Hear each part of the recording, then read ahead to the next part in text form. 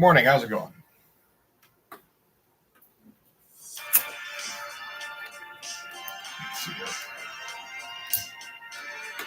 That's a bit louder than I wanted.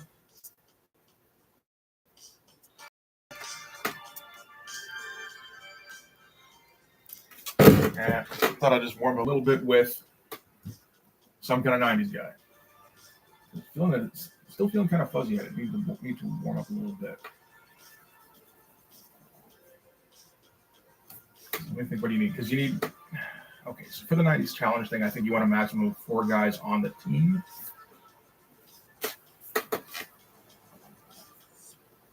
So I've got Gun Guy and, I guess, Fire Girl. I don't think I want to do a big guy because this is going to be more of an infiltration unit.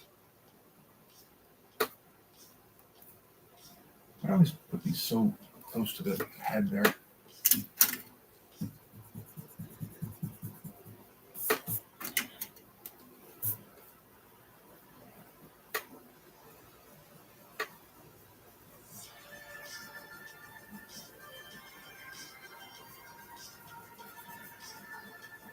Come on, put that chest up.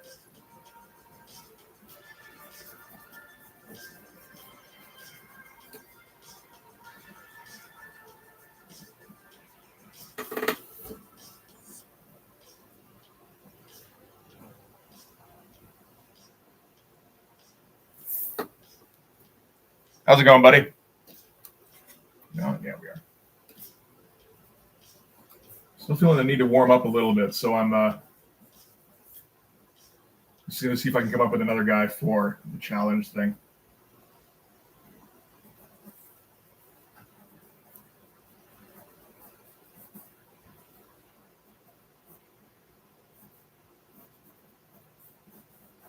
Just quickly, like just the I won't do the inking on this one.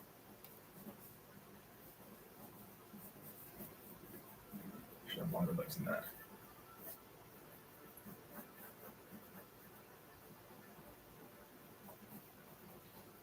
I think I want to do a claw guy on this one because I don't want to do a big guy because the mission doesn't call for it. It's more of an infiltration mission, and we got to come up with appropriately talented operatives, right? Good shit, man. Make sure you put that shit on the Discord afterwards.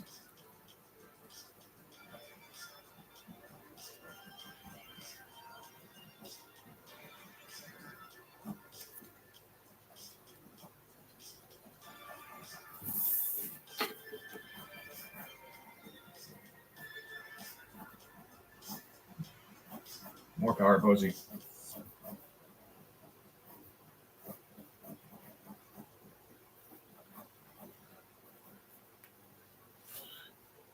Why is this thing tilted up too much? There we go. So there.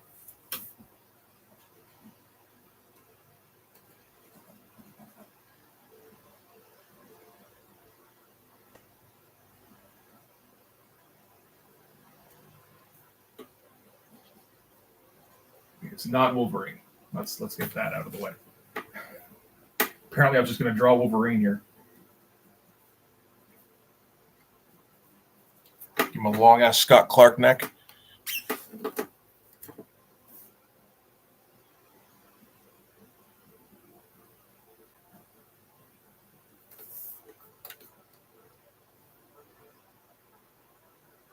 I'm tempted to go like, what is it, Legends of the Dark Claw? Give him like all the accoutrement with the cape and the out of control headpiece. I think we got to do a out of control headpiece of some kind if he's going to be a claw guy. Like, why deny the heritage?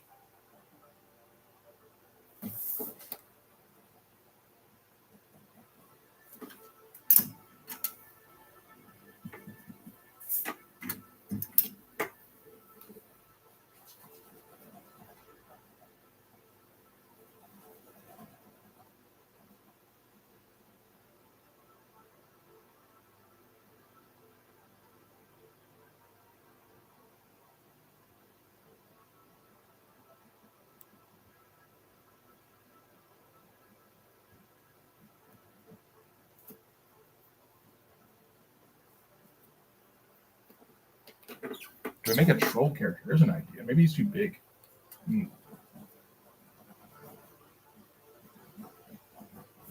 I don't have plans to introduce a troll character in Blood Force anytime soon, so that might be an idea.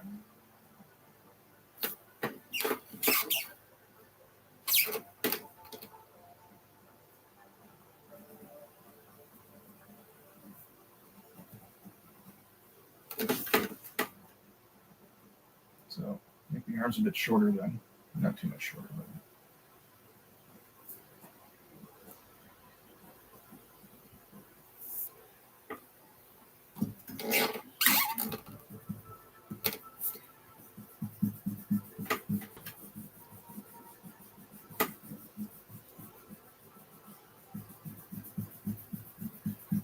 and little stump legs, right?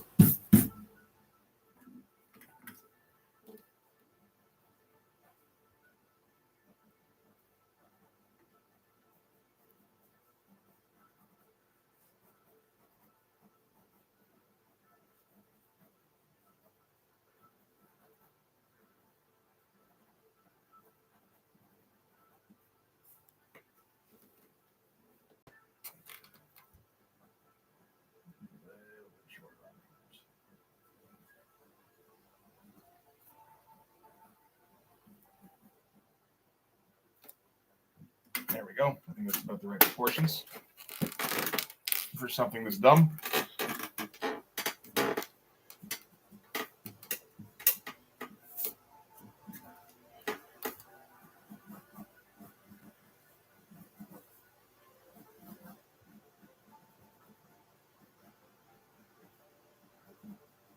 I mean, a troll is good for anything, which is debatable. It should be for an infiltration mission, right?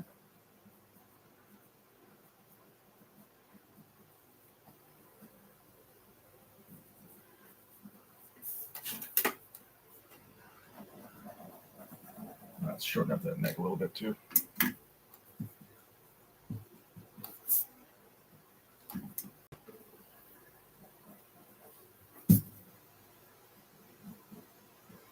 Even make the shoulders a little bigger. That feels about right.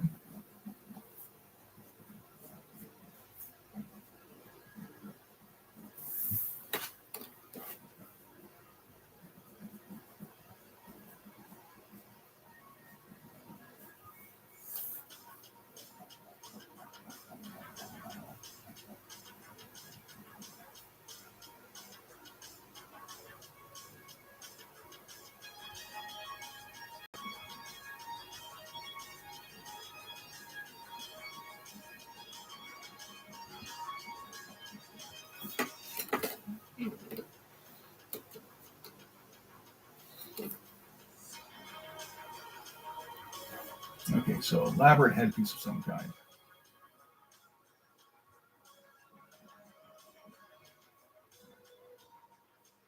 The Judge Fear. Fuck it, give him the Batman logo on for his head.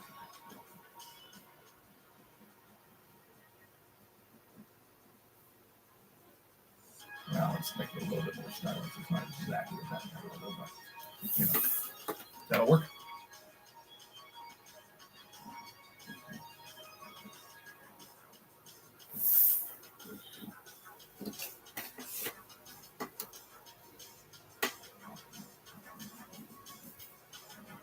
Going the other way with the character costume mashup for Wolverine and Batman.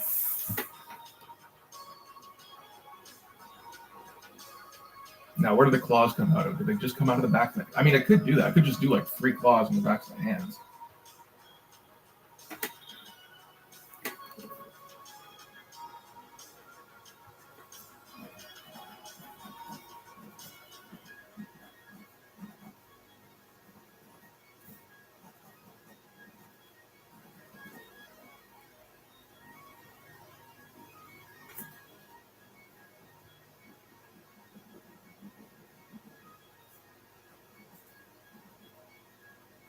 Oh, he's got to be hairy as fuck, too.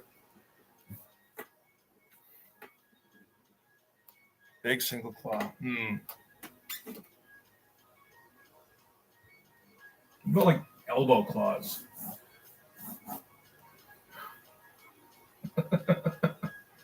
It seemed like horribly, just inconvenient, but he'd be like a wicked kickboxer.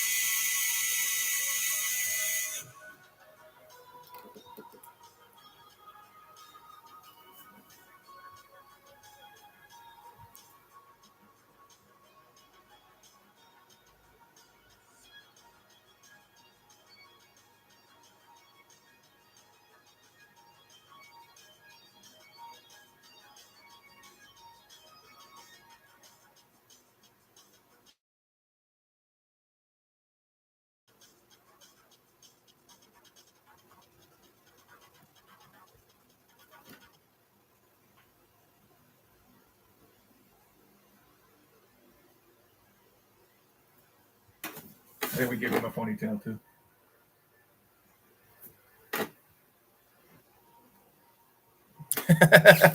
How's it going, Brain? Oh, I figured the Wednesdays are already speed art plus live stream, right? So like the only other way it works is drop it on a Sunday.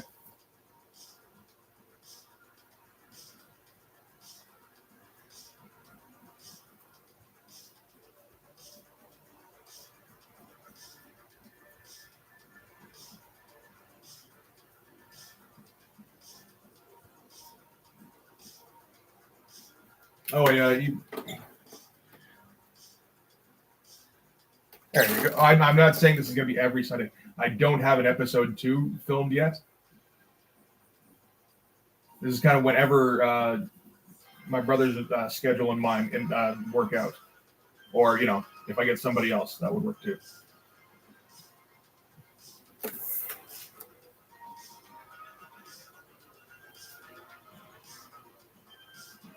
And this, I think you're still not on the Discord, right? So you probably wouldn't have heard about this. Probably because it hasn't gone out anymore. We're doing a 90s comic challenge. This is kind of based off of the Shadowhawk number 0. I want to say video, but rant works too. I dropped on Thursday.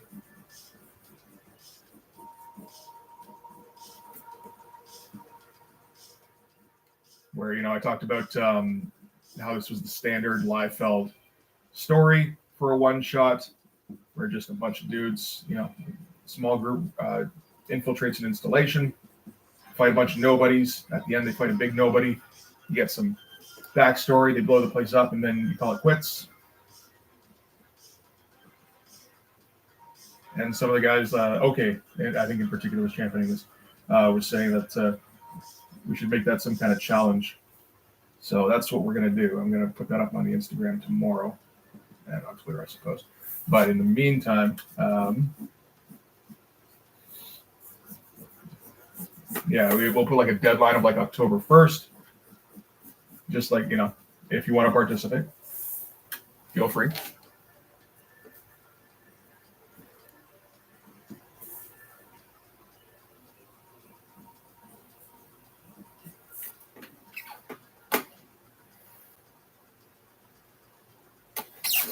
Yeah, it should be a good time, I think.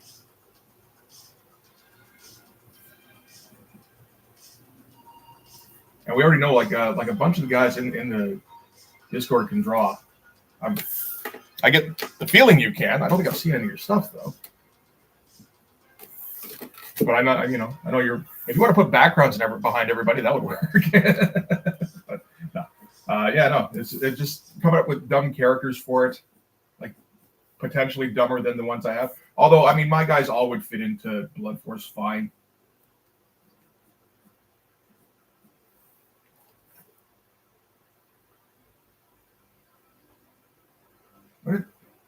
There was a guy, Killbows. That was his name. That was not mine. I did not make that up. But that was one of my brothers for the Blood Run book that we were going to do.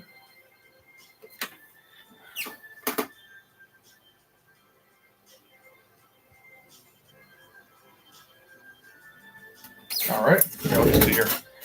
What was the link? Jesus Christ. I'm uploading something at the moment. It's taking for fucking ever.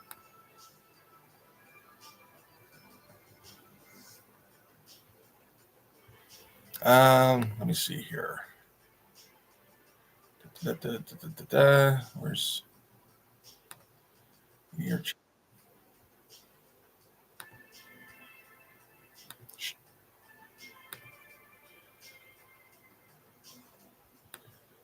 there it is. See if I can throw it up here. There you go. Okay, so that's the Discord invite link. And then, yeah, we got to figure out how to do John Byrne / Jim Lee / Art Adams body hair on this guy, too, because you would have to, right?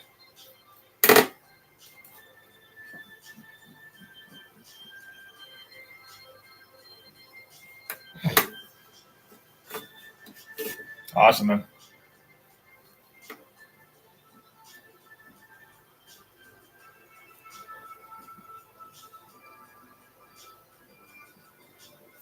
Okay, I think that's enough for that guy. That was what, 15 minutes of messing around with a dwarf character. That should be good enough. I'm glad I remembered that name, the Killbows guy. Come on. That doesn't white out. Okay. So this one, I'm going to be finishing up page 8 first. Because I never did.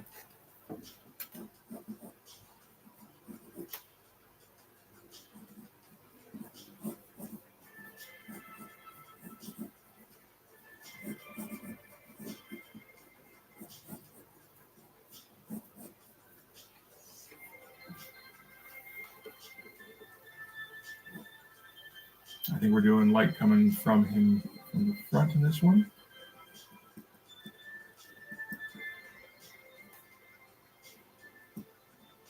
It's always fun trying to like decide what the lights are like, when it's not apparent.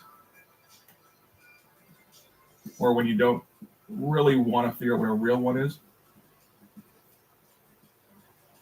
Where should it be? The front? Is that dramatic enough? I don't know. Maybe it should be from maybe it should be from the back, considering like looking at the back. Ooh, that's an idea.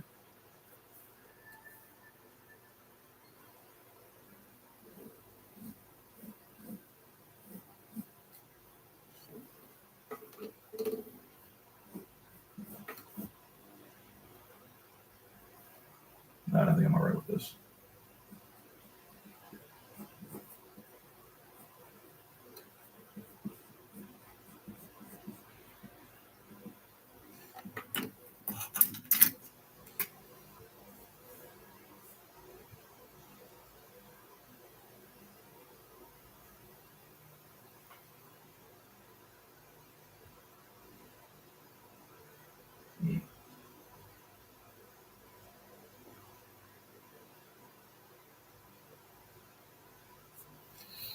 I feel like I'm getting better at feathering with this thing.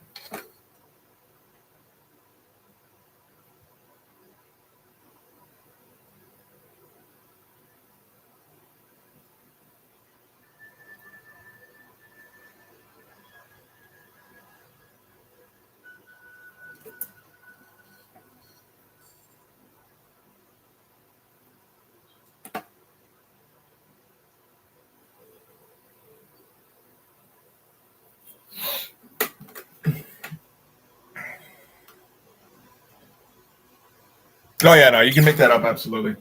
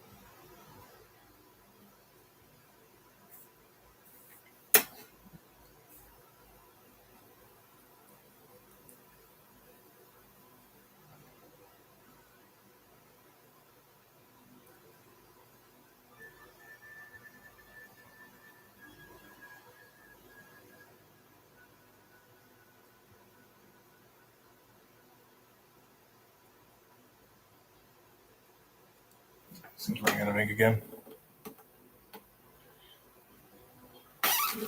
Yeah, I think today I want to focus on getting a whole bunch of lettering done so that I can figure out what to do next, because it's all kind of on hold until that happens, right? And thanks, man. I appreciate it. It's something I've been trying to focus on a bit more recently.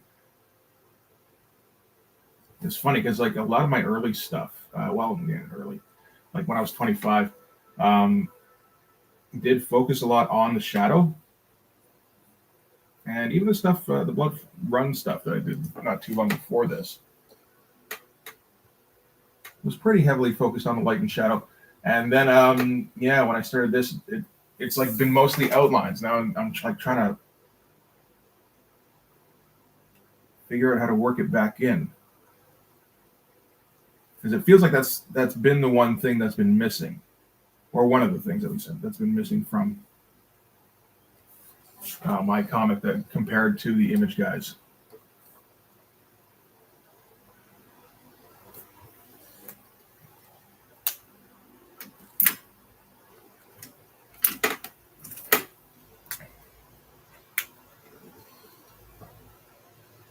Let's actually use a ruler. That's an idea.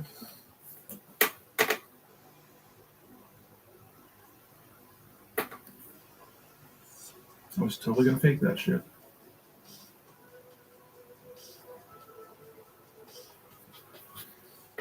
Well, I went a little bit low, but that's okay.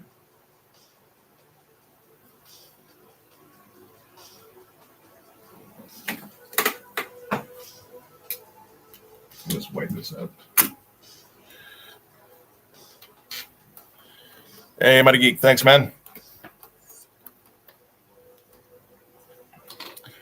One, I'm trying to re-letter. There's some pages where it's pretty difficult,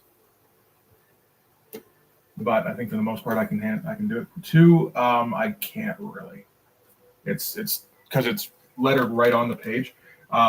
Issue one, I was doing like paste ups because it was, I heard like, hey, that's the thing. It's like, hey, that seems ideal.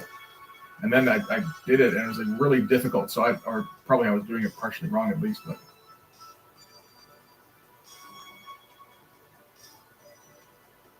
I was like, okay, no more of that. And then the second issue I did lettered right on the page.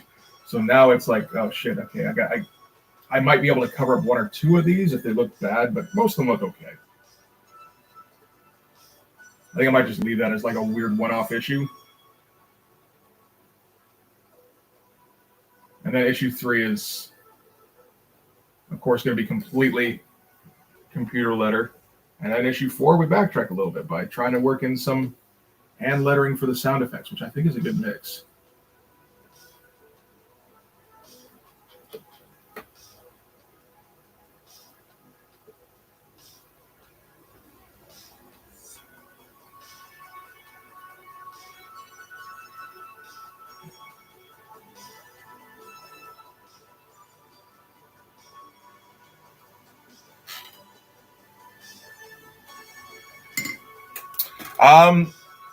Mostly, well, okay, on the current stuff, I'm mostly lettering digitally, like all the dialogue anyway. The sound effects I'm lettering by hand, or I'm trying to remember to anyway. It's a little difficult. I keep forgetting. So, it's a bit of a pain in the ass that way. But I think it looks much better than trying to, even if you got like a bunch of sound effect fonts, which I don't really, they start to get old after a while because it is still the same old fonts. I mean, unless you want to keep getting new ones over and over and over again, I suppose you can do that.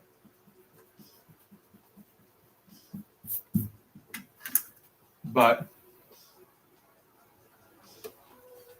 you can't deny the charm of a hand-lettered sound effect, I feel like.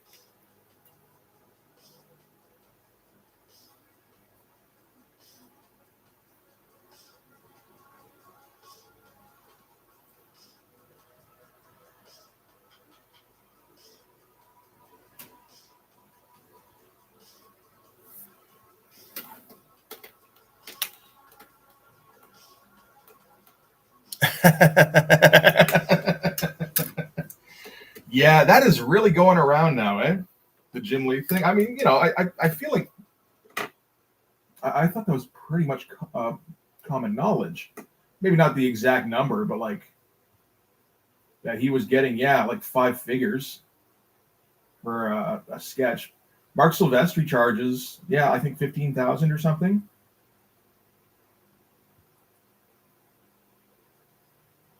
You see Rob's sketches going for 25,000 on Comic Art Tracker all the time. It's like, that's shocking. The weird thing is that he's the president of DC. I mean, my buddy and I were discussing this yesterday. Jay, who I'm doing another team up video with, I don't think this week, I think next week, or potentially the week after that.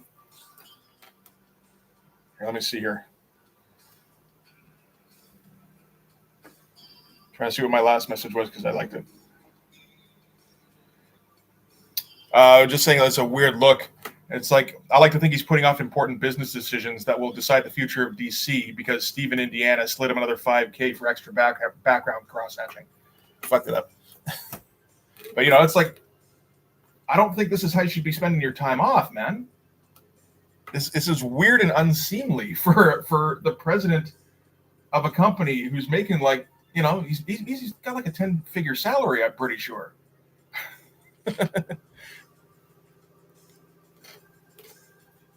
I don't know. I mean, like, I'm sure because the thing is, like, 25K. Well, it was 25K, I think, right?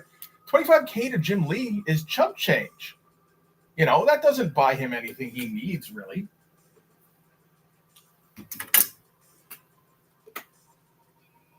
I think he thinks he's giving back to the public.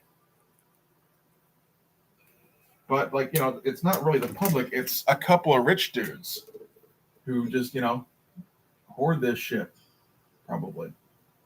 I mean, maybe they enjoy it too, but it's not most people who are getting that, I'll tell you that.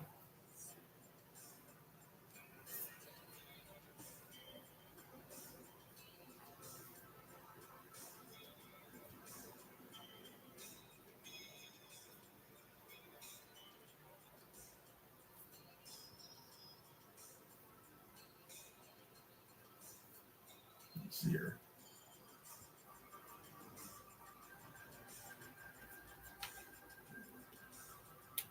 Divorced dentist. Yeah, I can see that.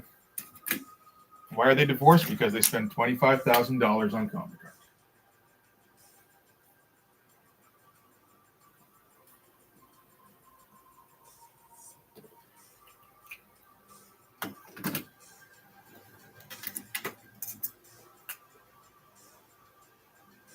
It is interesting how that just kind of took off. I've been thinking a lot about like things like Twitter algorithms recently and just how like kind of insidious they appear to be. Just all of a sudden, the topic is, the topic of the day. And it's like, okay, how did that get decided?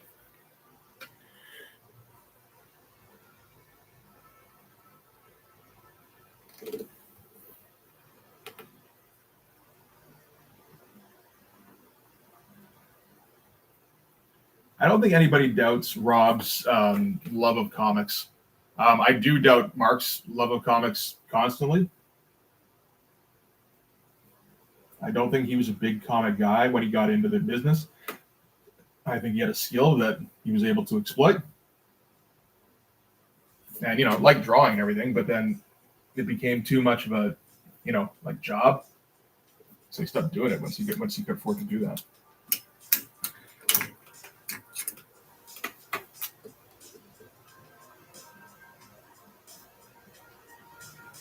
I suppose. I mean, yeah, if Jim Lee really wants to save DC, he can always like draw a comic book.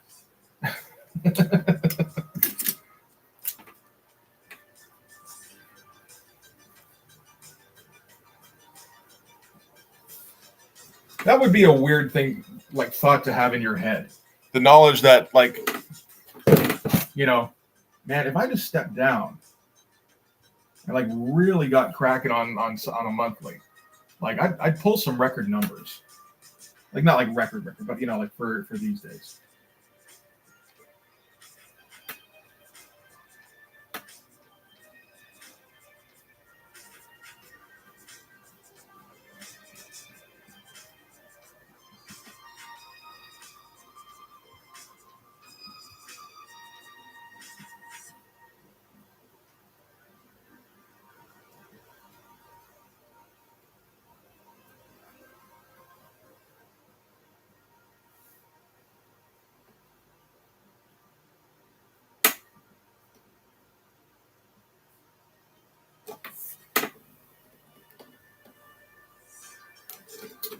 Yeah, well,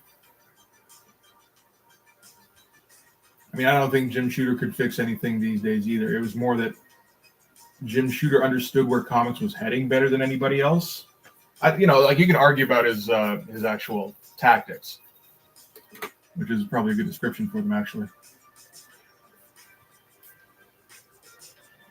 Well, like nobody understood the landscape like he did, I feel like. Unfortunately, because if they did, maybe comics wouldn't be in the shit place it is these days.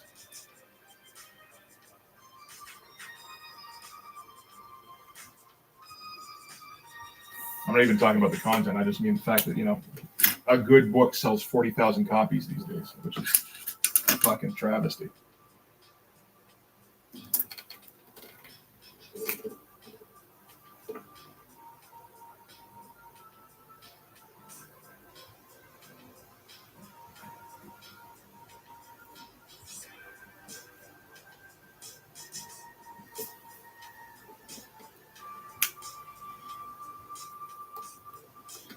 A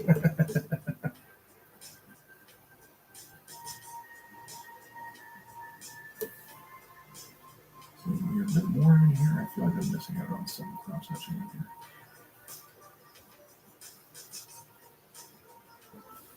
I'm gonna get a little bit of vein work going on in there too, so I don't know.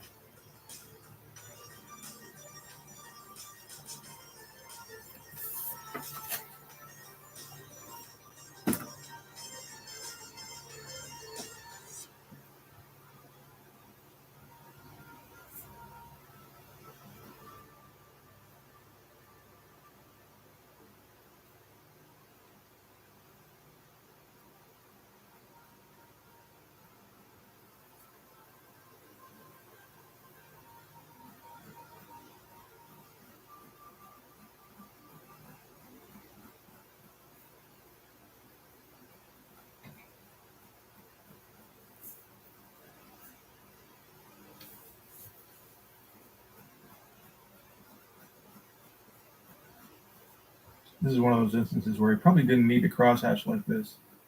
Could have just done blacks. Maybe not, I don't know.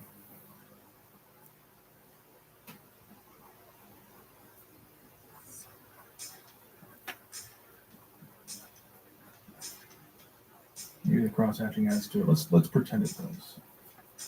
Even if it doesn't.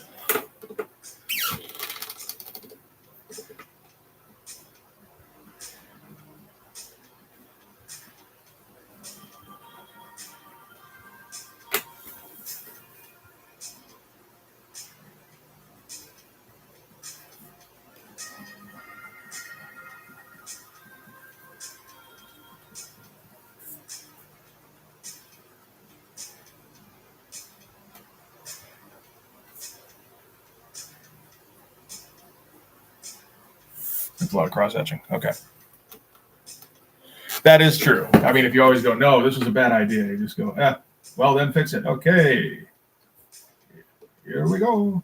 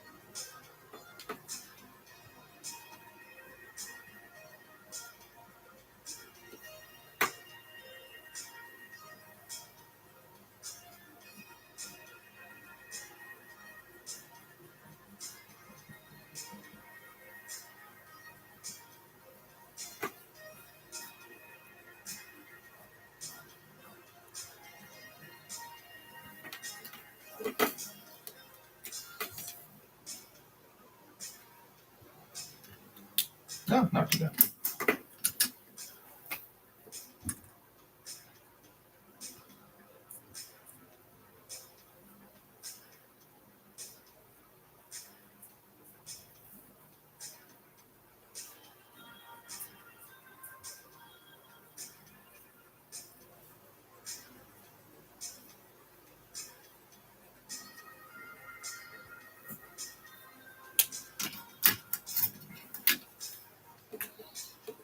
We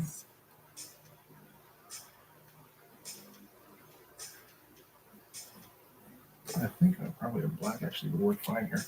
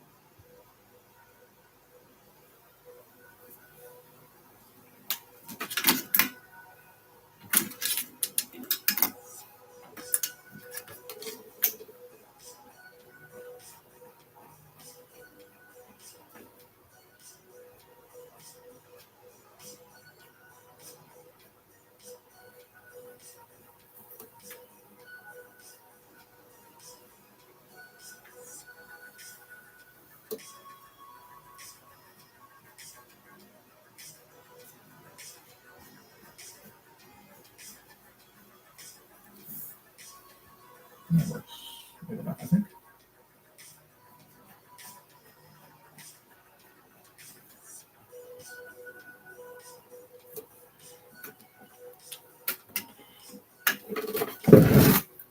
Let's see here.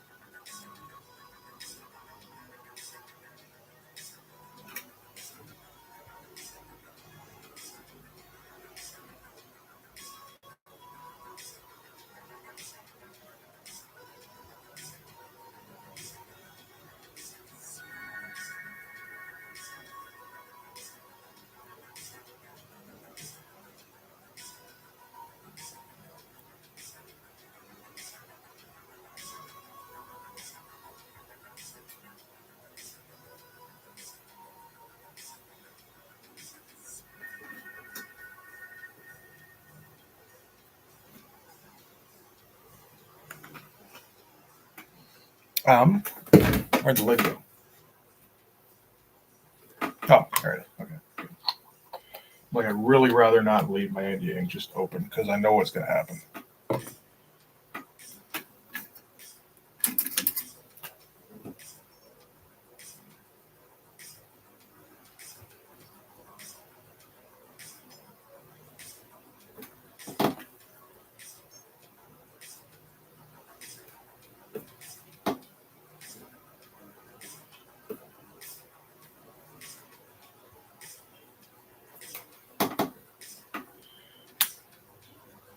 That's not terrible, yeah.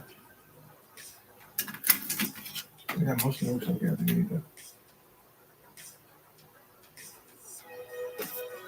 just touch that up a little bit. Yeah.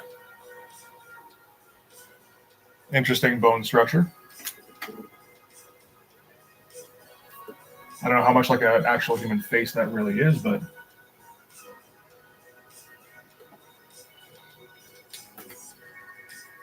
I don't mind it. Yeah, like I said, it's interesting.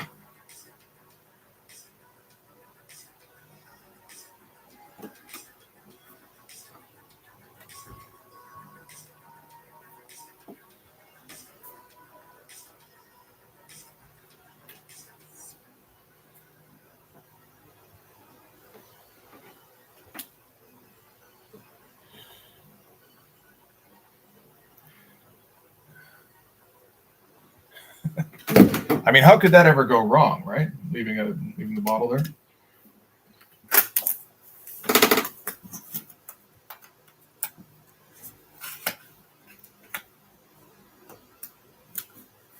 And I know about the weird deformity stuff. It's just, that's a very specific, I don't know, bone structure for his head. And it's like, man, okay. I think those are mostly kind of right, actually. Although there's some weird stuff, extra stuff going on every once in a while here.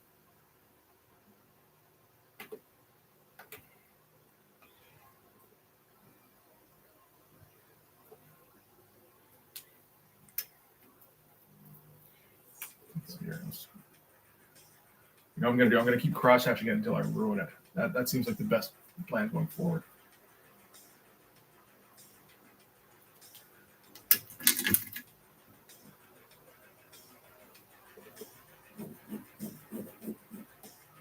Let's get a basic.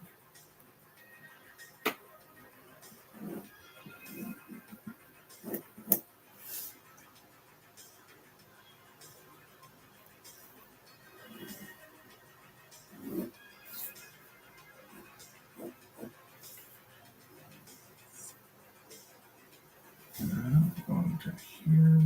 Well, okay, what's the distance here? 110 divided by 5. 22? Yeah.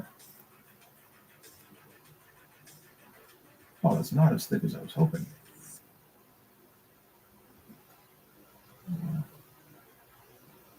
66. 88. That does match up. Shit. Wow. All right.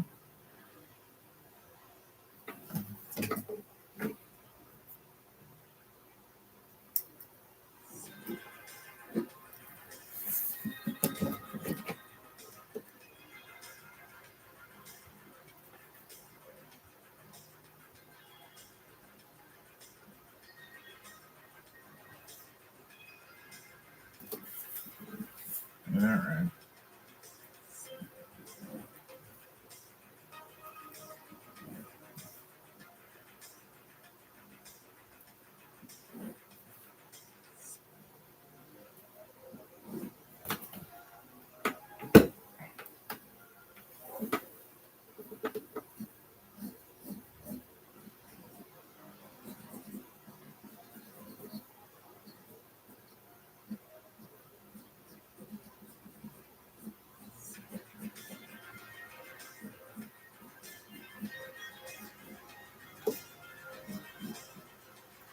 Yeah.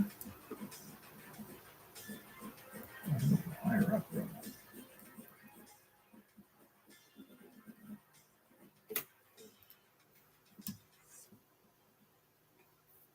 Nope, I'm wrong.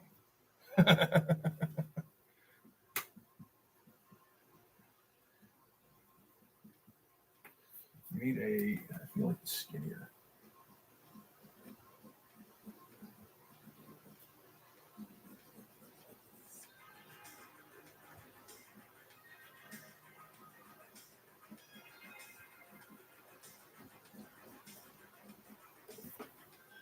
Doesn't look 100% right. That's okay.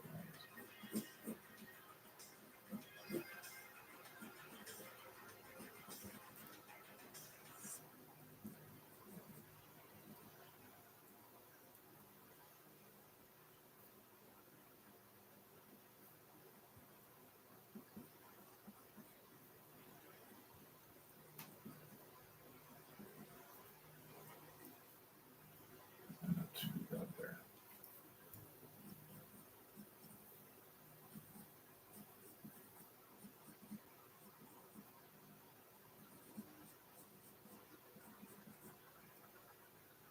I feel like this key is going to be a problem.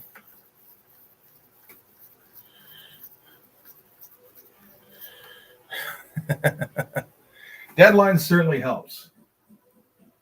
At some point, you got to be like, okay, well, there's enough ink on the page and it needs to go out. I guess it's done.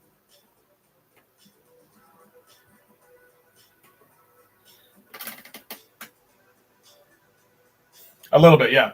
That is kind of the plan. There will be no serious sound effects if I can help it.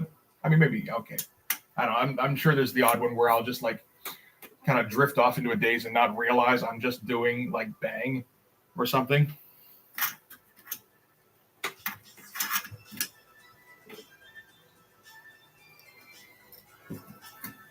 But for the most part, I want them to be at least a little silly.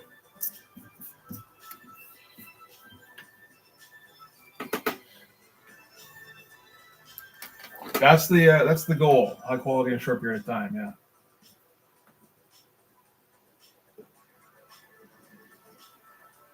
You don't always hit it, but I feel like just making the attempt is enough. That the fact that you're trying to do it on a schedule, it sort of evens it back out the other way.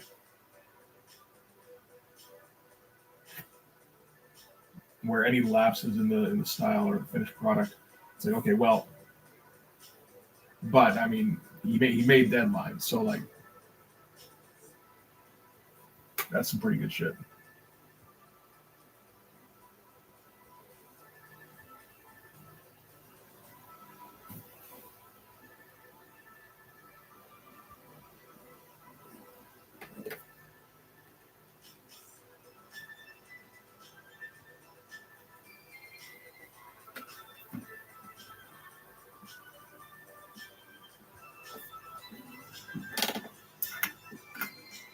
Yeah, but I mean, Art Adams was a superstar the first time he drew a page, so there's exceptions to be made.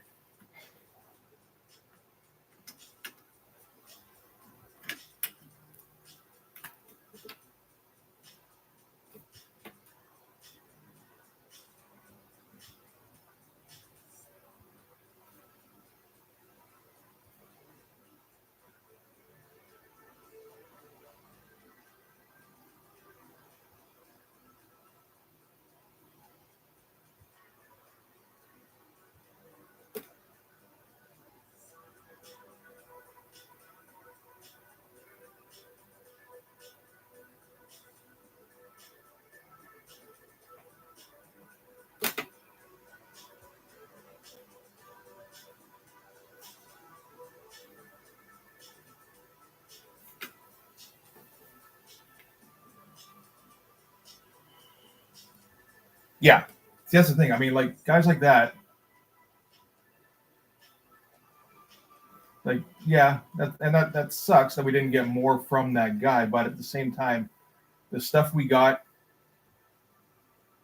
it kind of surpasses what pretty much anybody else can produce on a deadline. So it's you gotta there are a few exceptions you got to make.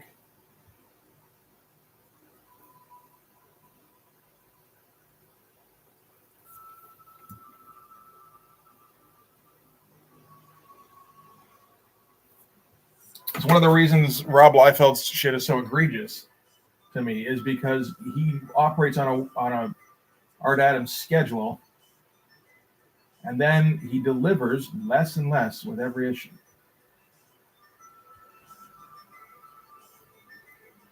Like at least with Art Adams, you're getting Art Adams every time. And with Liefeld, you're getting Liefeld every time.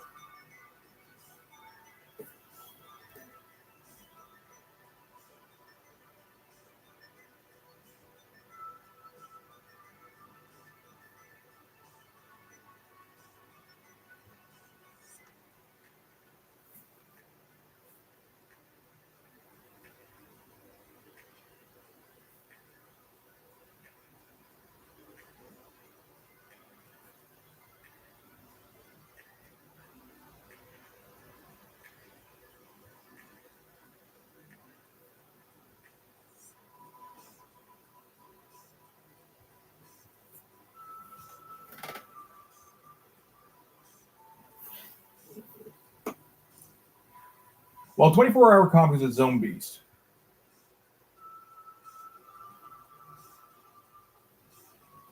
I think pretty much anybody can make a 24-hour comic. It doesn't, as long as you're not worrying about quality, right? Because that's kind of the point.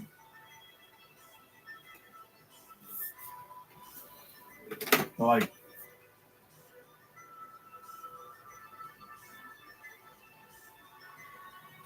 maybe some people can't get over the sort of the mental block there, but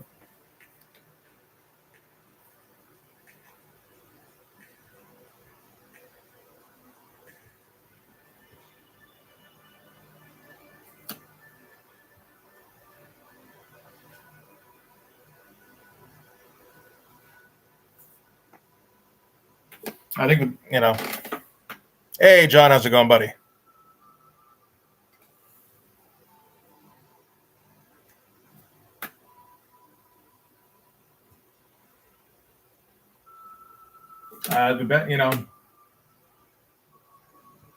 Really the best indicator of how well you can stay on a schedule, though, is, what's your track record? Like, what's your bibliography look like? Do you have an extensive history of, meeting deadlines? I think you have to build up with them. Like, based on my rate, I would say if this were my job, I could probably come up with 20 pages a month. I think, but I don't know that because I haven't done 20 pages a month for multiple months.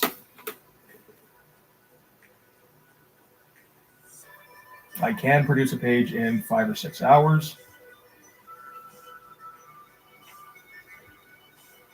The quality might not, it might fall off a little bit. It might not.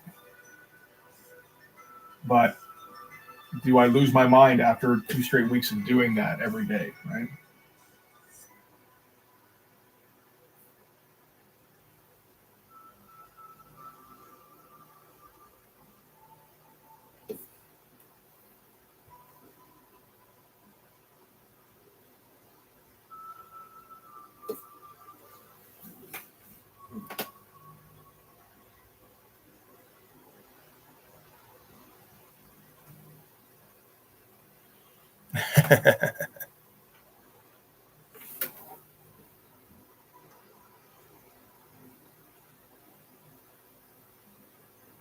Yeah, I remember the 24-hour comic getting started in the mid 90s.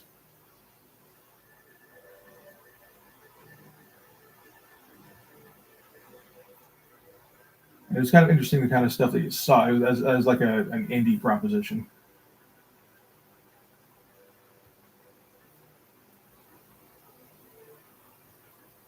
So it's more of like an exercise than anything, I guess. But it's a cool idea, and it's definitely like an interesting exercise to try and pull off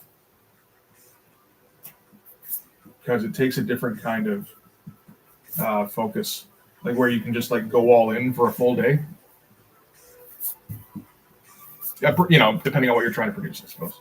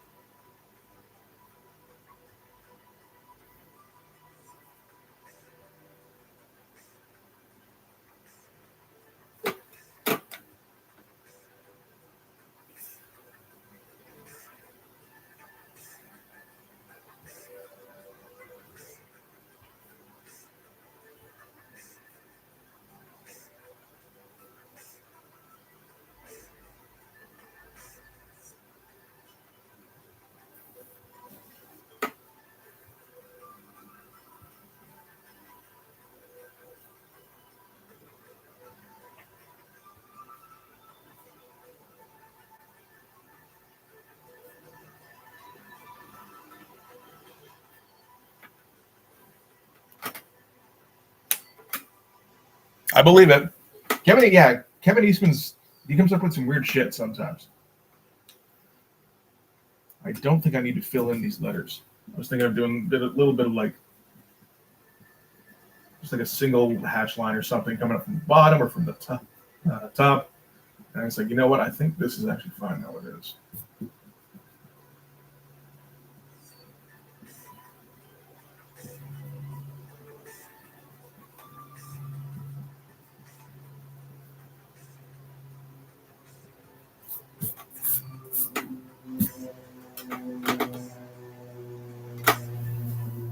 I have to check that out sometime.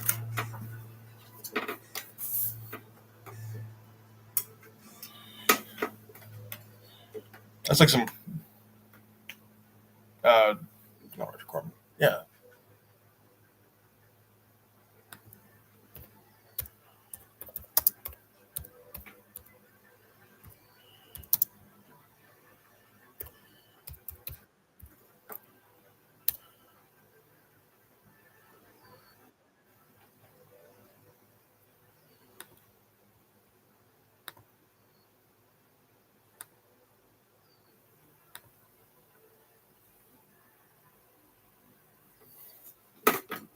Yeah, I know in like early '90s there was like an independent creator summit essentially, work that eventually came up with the Creators Bill of Rights for self-publishing comic creators, which nobody has ever referenced as like a document that's worthwhile. But I mean, it's nice that they all got together, I suppose. And I believe the idea came up there, and I was like 91 or something.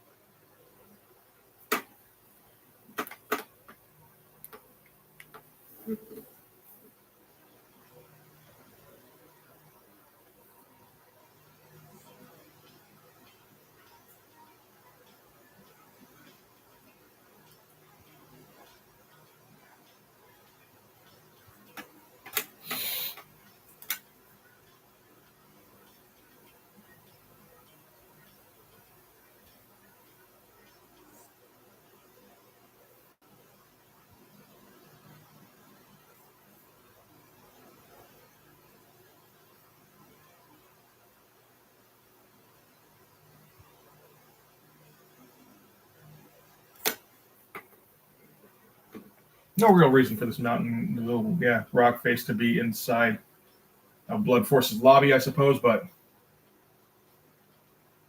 I'm wagering that people will have forgotten that that's where this is based by now, for a little while anyway, until we change that up. Although the dialogue does kind of keep pulling it back. Oh well.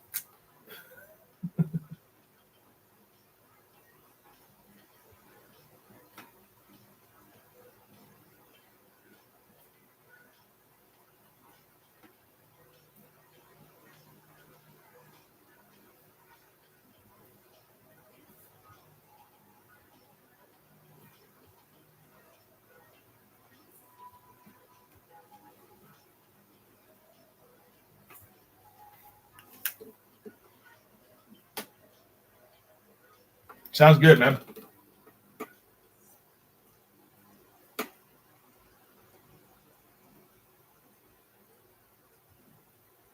think we've heard from let's see, there's at least 3 other people who are taking part, not including me. I am taking part. I just wasn't including me for a second.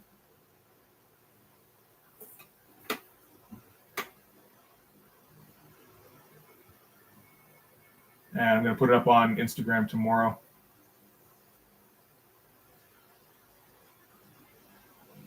Because tomorrow's Canada Day, and you got to celebrate it somehow, right?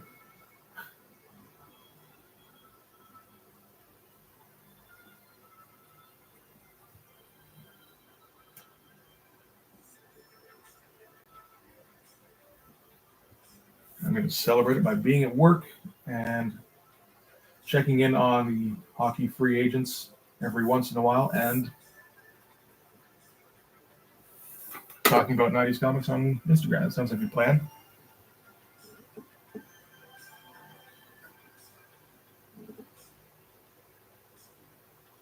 That's all right.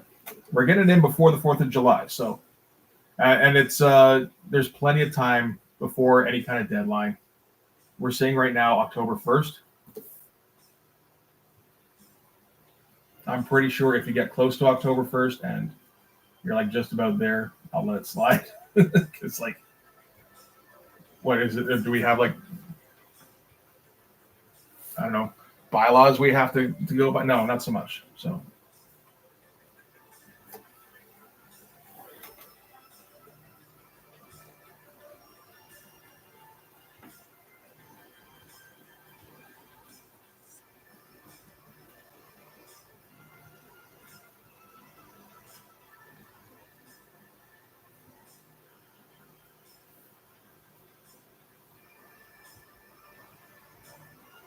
I understand that. My patience a little bit with this rock face. Yeah, so let's try a little bit tighter here.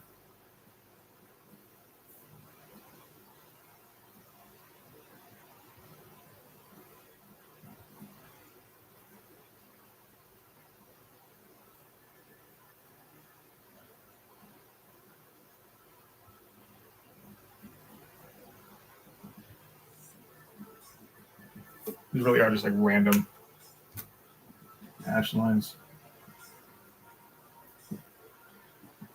And I say that, and I feel like everybody's like, "Yeah, we know."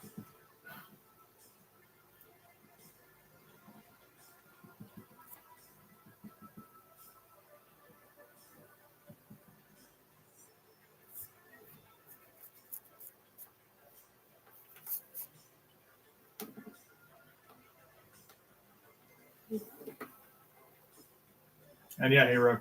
Yeah, I like the idea of the Ashcan format. I've never made a comic that came out like that. It's like it never even really occurred to me as an option. And I think it was when, yeah, we were doing when I was doing the Youngblood when the Youngblood Strike File revisit came out,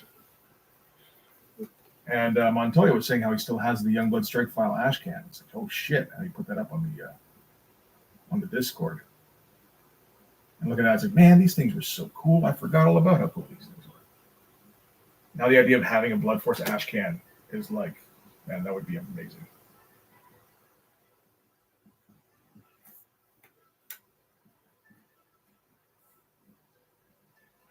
With like the single colored cardboard front cover and everything. I would love that so much.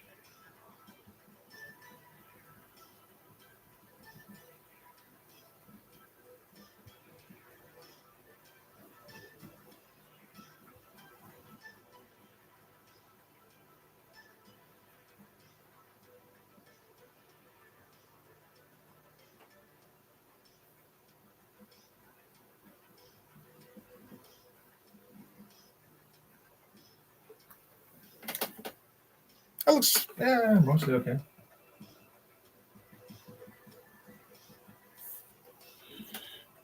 I think that was the one that was making it worse.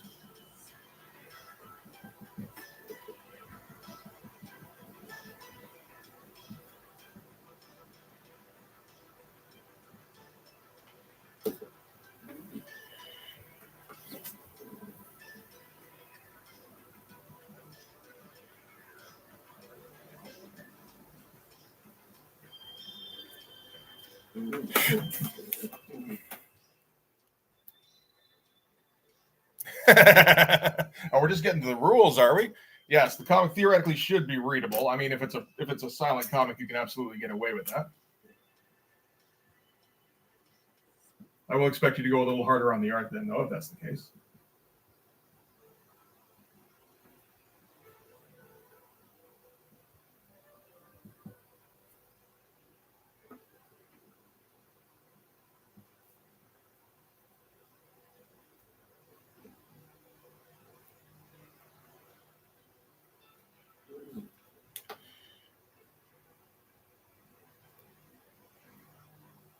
Mm-hmm. Yeah, 8.5 by 11, full and half. Yeah, I think that's standard ash can size. It's fun stuff. I don't know if I ever saw those in a comic shop. I feel like I didn't.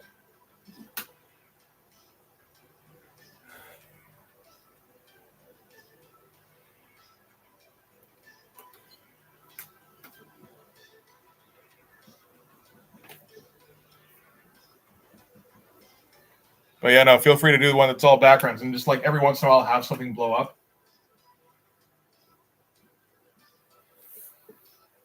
I'll figure out dialogue for it. Or somebody will, anyway. And Raven's actually pretty good at that. I assume OK would be as well.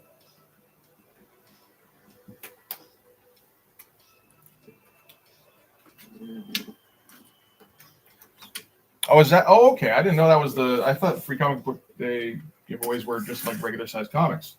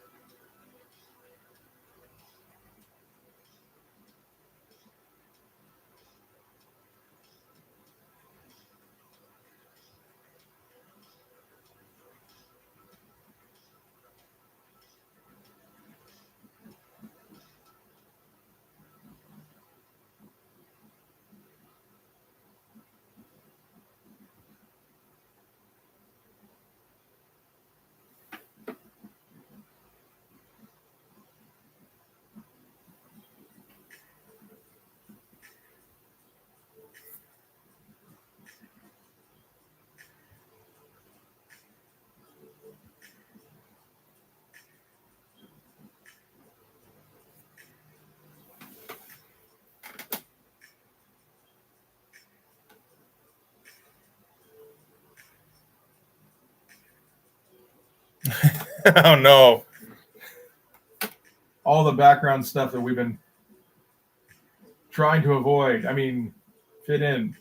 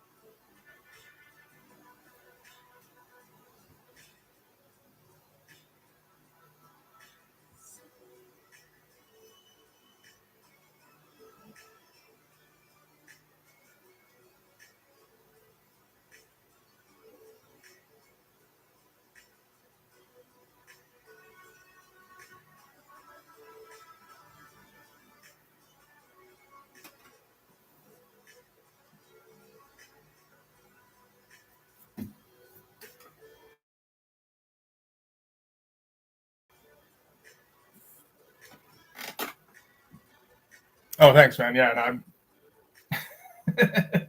I think it's okay. I'm not. Yeah. Every time I'm like, okay, now I finally got how rocks look in comics, and then I'd have to draw it, and like after 30 seconds, it's like, why aren't I done with drawing this rock yet? And it gets real scribbly real fast.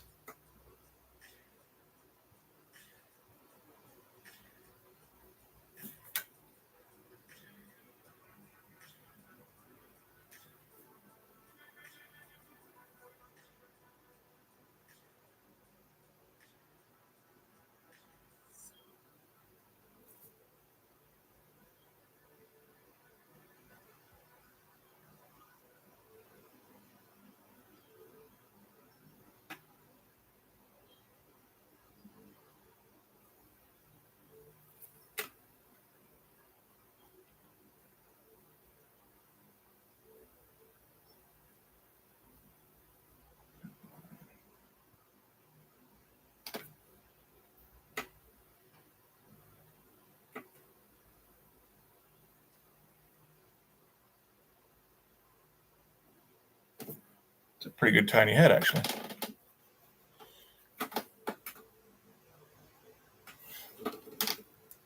I mean, they might be surprised that they're ashcan size. They might not be, because I mean, I think these days, because a lot of people do their own printing at home now, and you get some weird sizes that way. Most people don't look into what the actual size of a comic book, that your average comic book is. Some people are going for like a magazine format.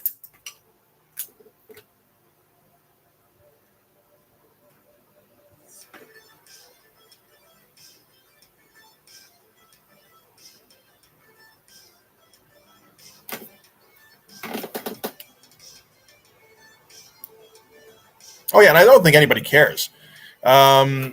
Like what the size is. They just want it to be cool. And honestly, there's an inherent coolness factor with ash cans because they're not the regular kind of deal. They're very obviously self-published because the big two doesn't do that shit.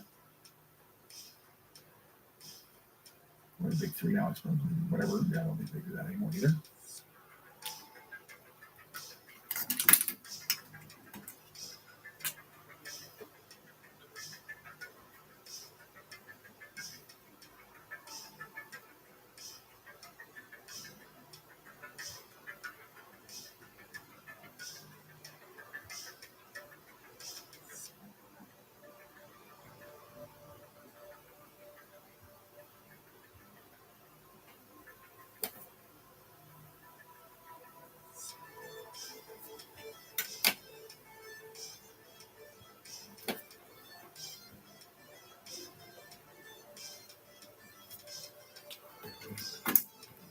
There are three go.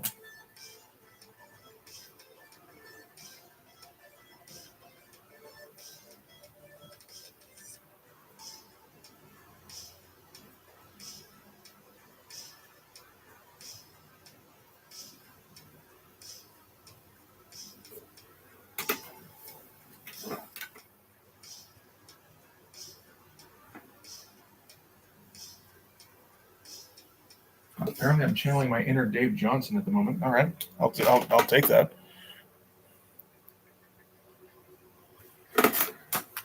Yeah, rocks and bricks are tough because they never feel done. To me, anyway. I mean, I think probably once you've got you've been doing it for a while. You got a few books under your belt. You probably know when it's like, okay, that's enough. But the stage I'm at now, like it's like, is it done yet? I don't think so. How about now? I don't know.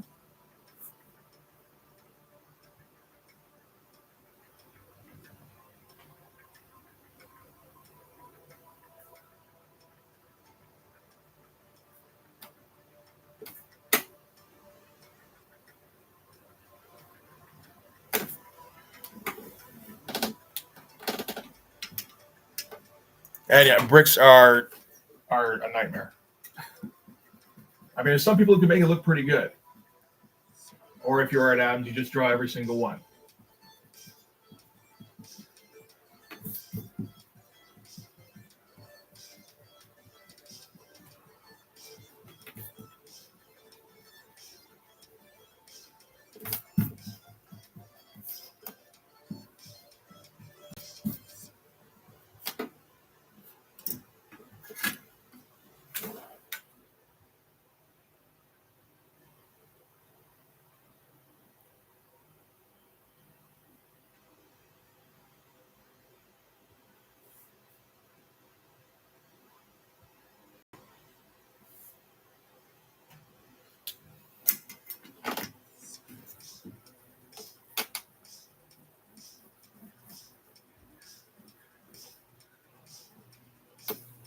How do you feel about bricks, Bryn?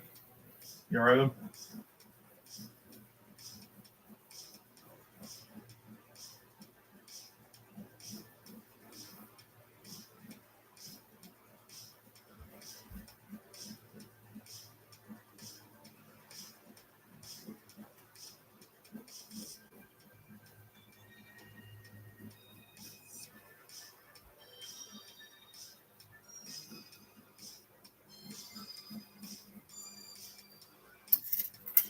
Let's just do these ones freehand again. See how that works out. I love bricks. God damn it.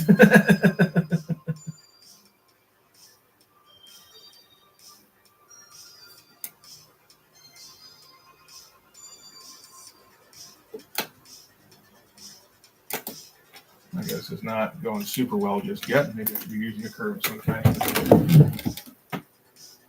See what I can find.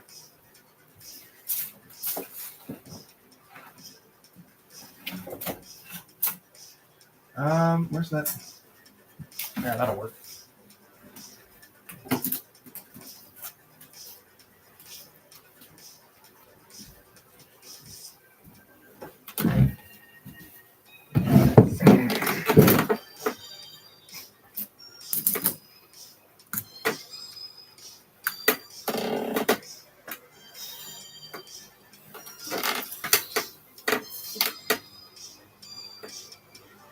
In mine, everything is made out of concrete. It's like slab concrete.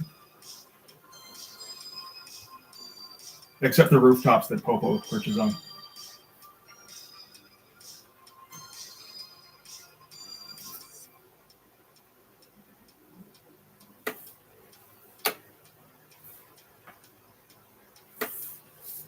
That did not work at all.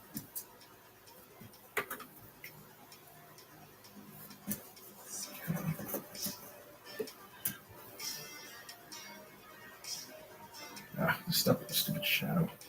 Can't tell what the actual line is.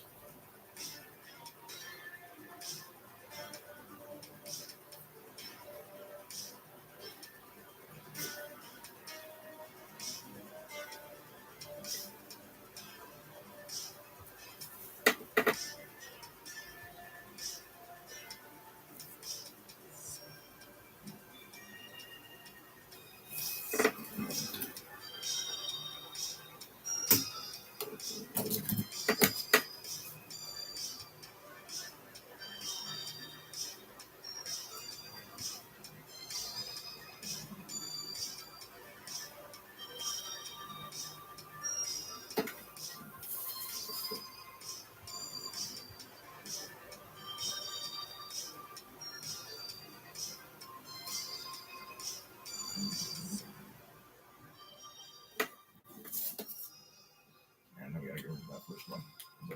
That's a mess now. There you go. Hey, okay. How you doing, buddy? Yeah, we're changing things up. I talked about bricks this time. There hasn't been a great insight for pages, and I think Brain's losing it a little bit.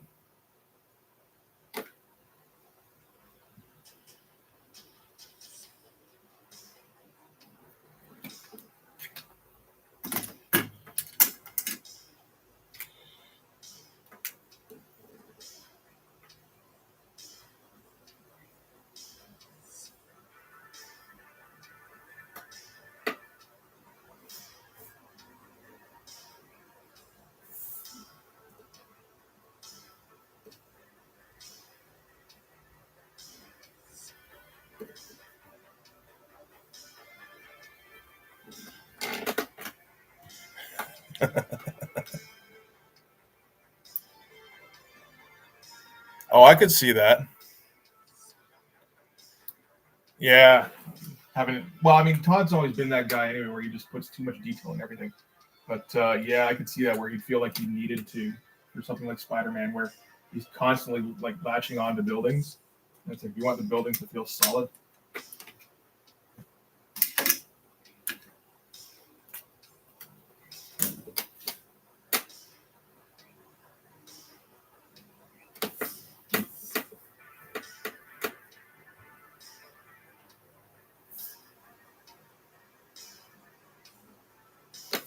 Yeah, good enough. All right.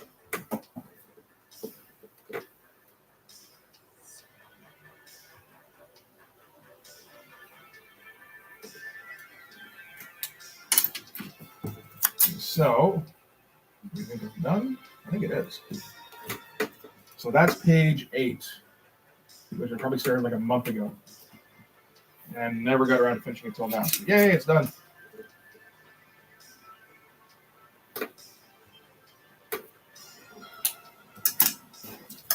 Okay.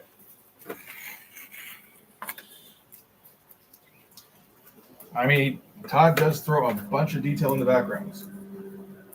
I have no problem with Todd's backgrounds at all. It's his writing mostly that I'm not a fan of. to get a bunch of these uploaded to Patreon.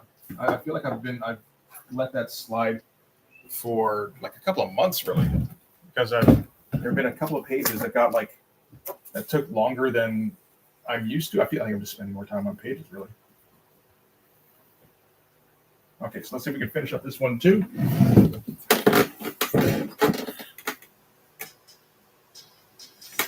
Theoretically, they have Tors giving them texture, or Tors giving them texture. Depends how what your schedule is like.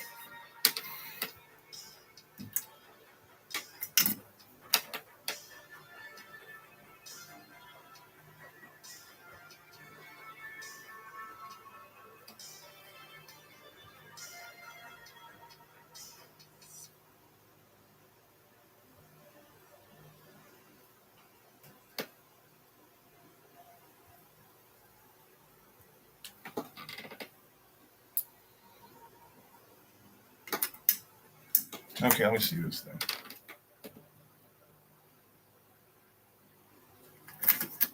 Trying not to approach it like this page is going to suck.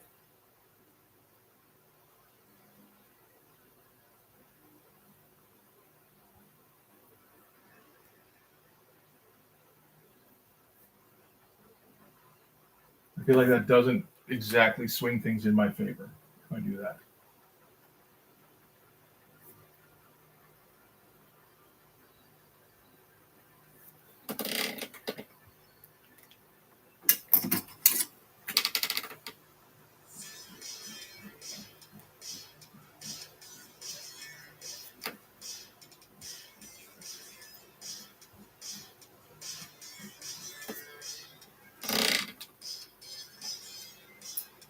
All the clerk just sitting on their pine cones.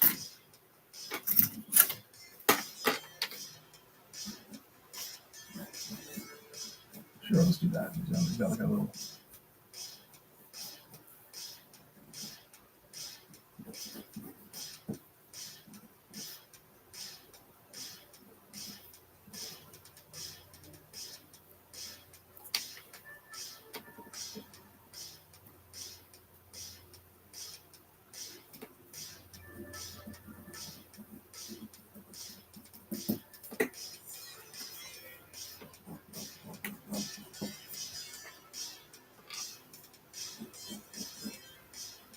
Let's put some layers on this, just something I can work around.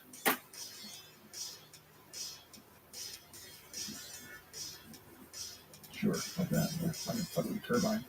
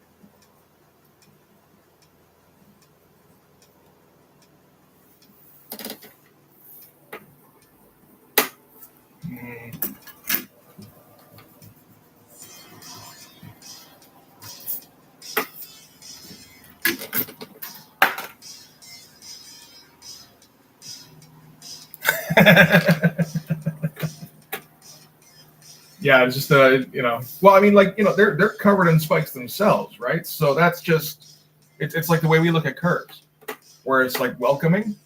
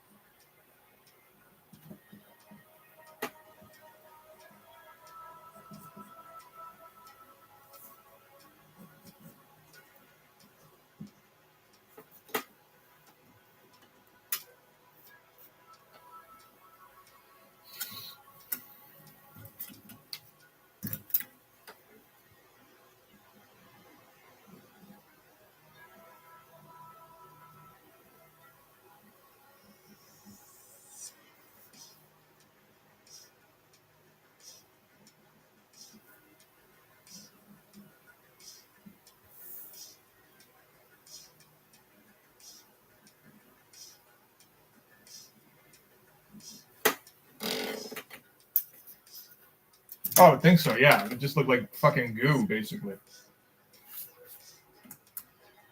Although, I mean, there is the difficulty that in the universe, all inherently good people, like inherently good aliens, essentially look like humans, right?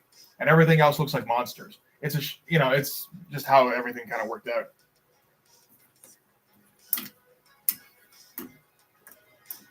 I mean, to be fair, a lot of the evil, well, like I guess a lot of the decent humanoid aliens, eventually turned evil. So there are humans on the evil side as well, humanoids. Fuck, get back here.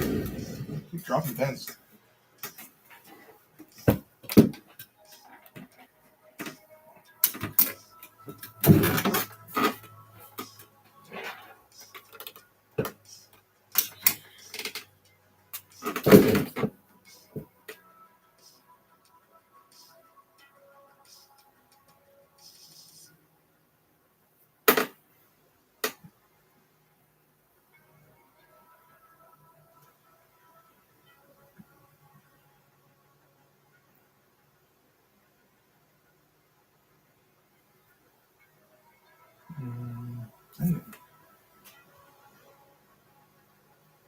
Yes, a bit closer.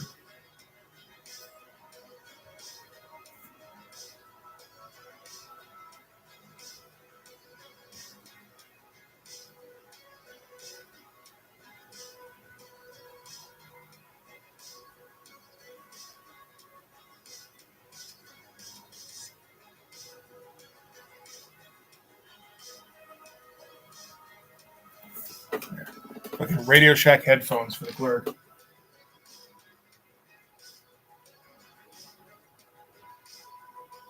Heard it here first.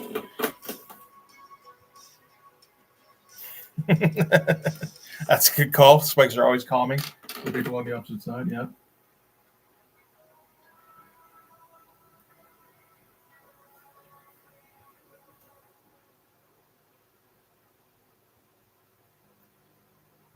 This guy has to make an important call, apparently.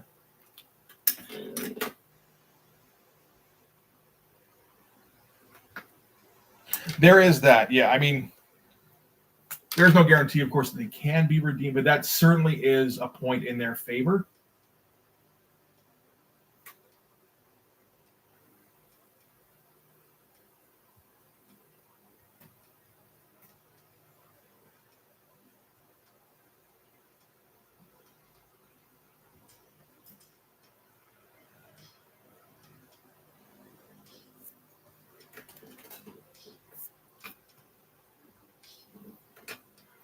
Let me go choose for this.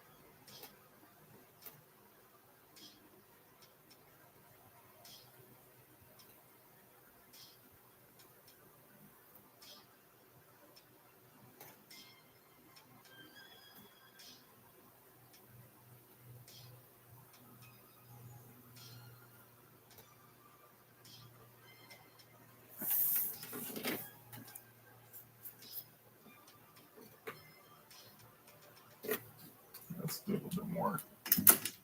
Actually.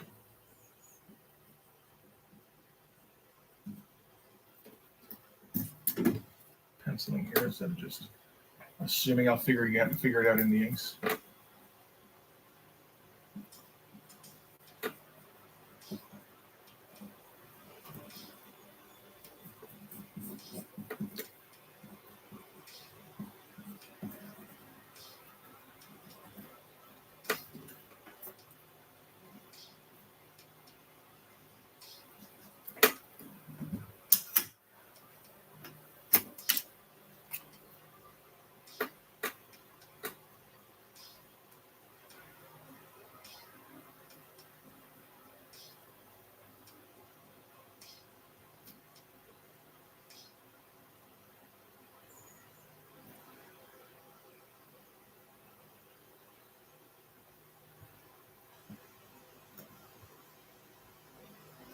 At the same time, they got like those Men in Black egg-shaped kind of chairs too. So it's a interesting mix.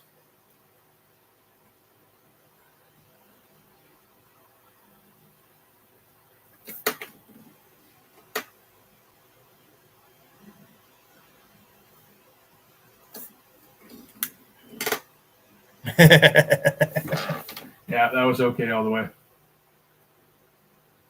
OK Comics was the one who put together the missive.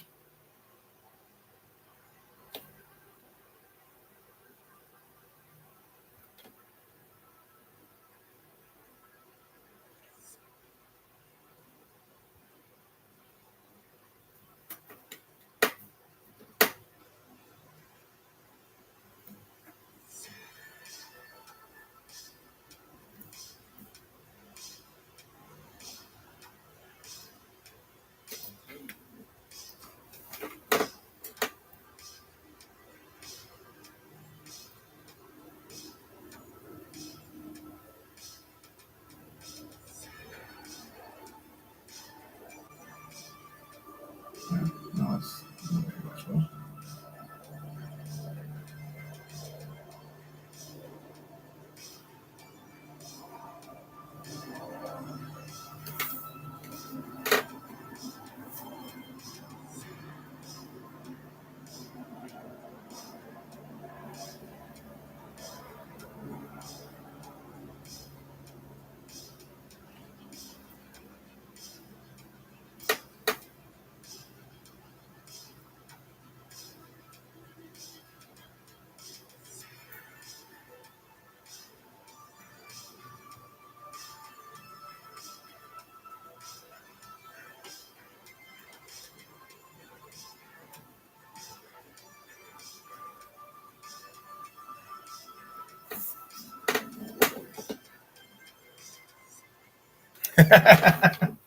That's not a bad thing.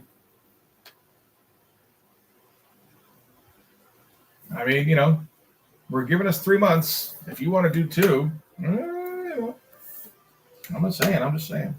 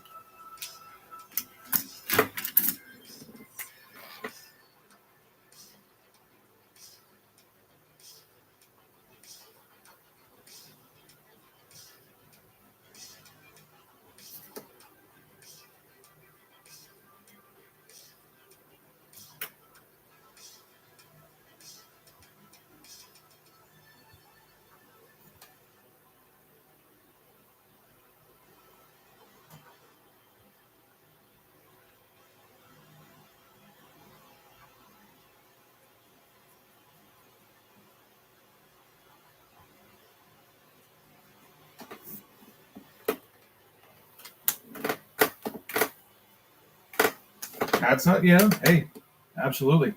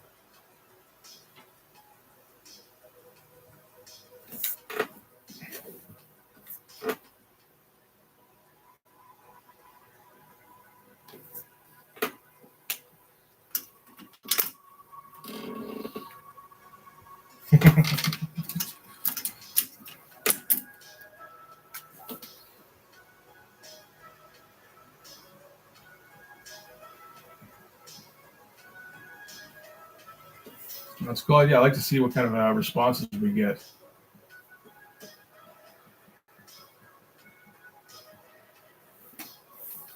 I can see a couple of people helping to push it along that have like more followers than me.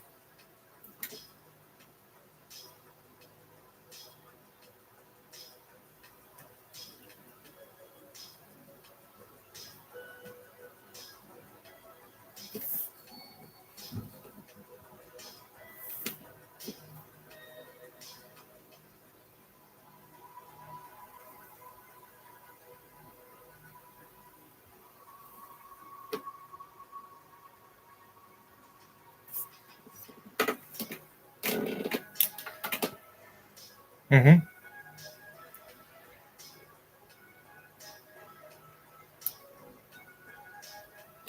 All right. Haven't heard of that. The Spanish thing.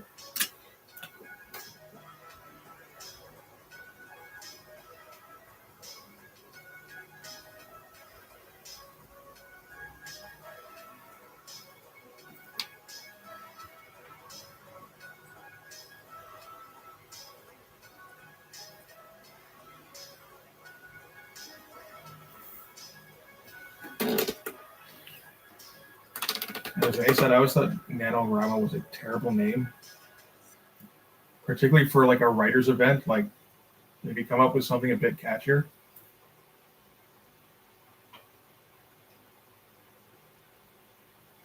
Maybe that's the point. So like, look, even if you suck, you can participate. It's like, oh, cool. I mean, it certainly caught on anyway, I suppose.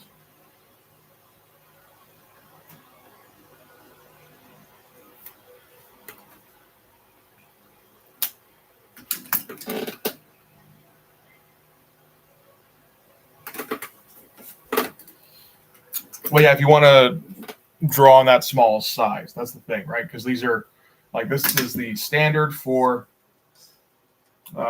shrinking down to comic book size, which is what, 11 by 17, I guess. Yeah, that's what most people are probably used to in the drawing comics.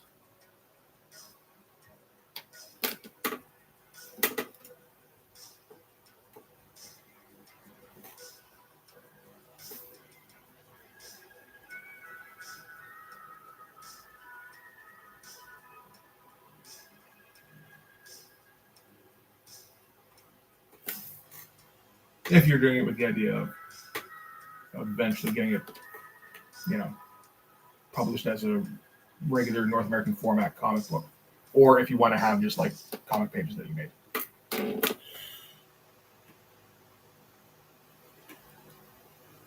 Okay.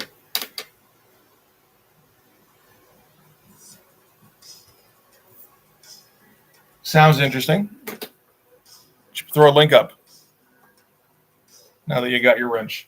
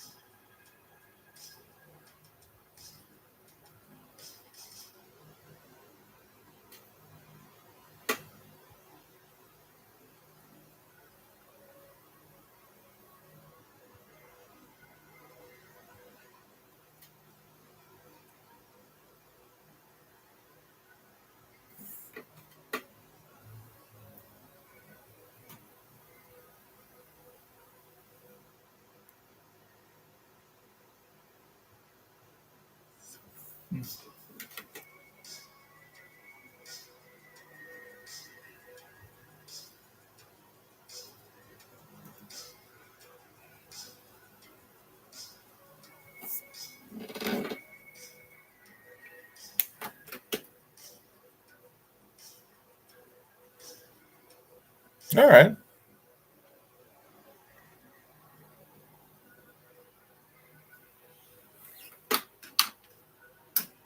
That's cool. You know what? I'd love to get a copy of is the Marvel Triumph book. I don't know if you guys are familiar. Publication from 1985 that was put together by Jim Shooter. I'm pretty sure in an event in a attempt to try and get more people to just find new people, find new venues other than people who would automatically just apply at Marvel. And you'd fill out your Marvel Triumph book on whatever thing was your particular deal, whether it was penciling or scripting or inking or lettering.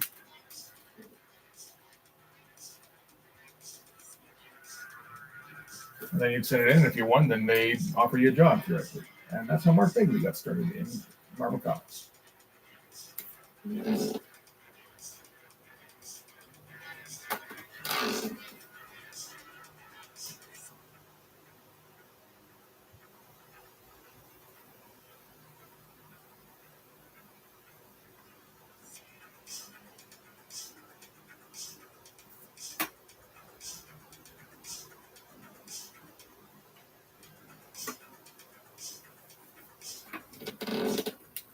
Yeah, I'd love to find one of those.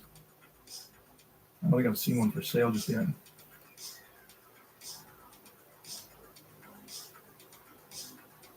And then when it comes up, we'll see how much it costs, right?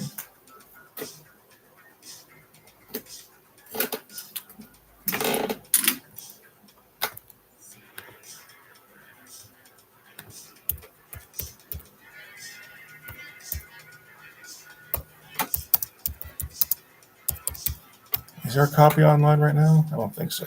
No, they're all out right now. I don't even know where you get them from apart from eBay. I'm not buying anything off of eBay if I can help it.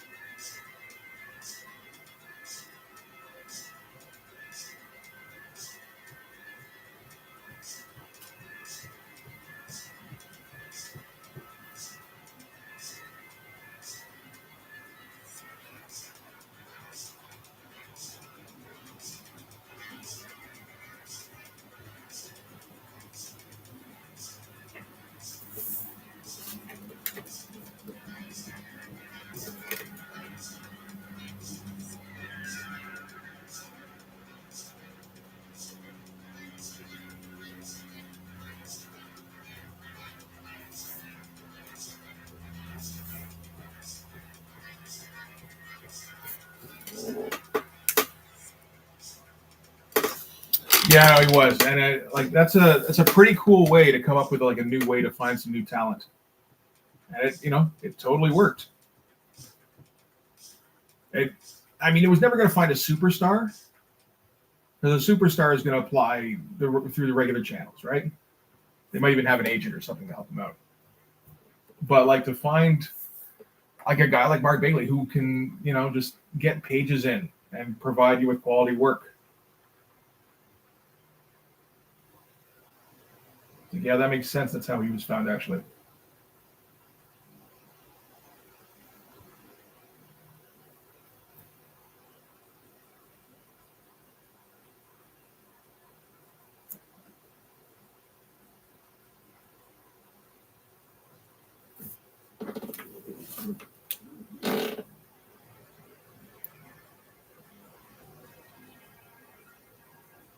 That's awesome.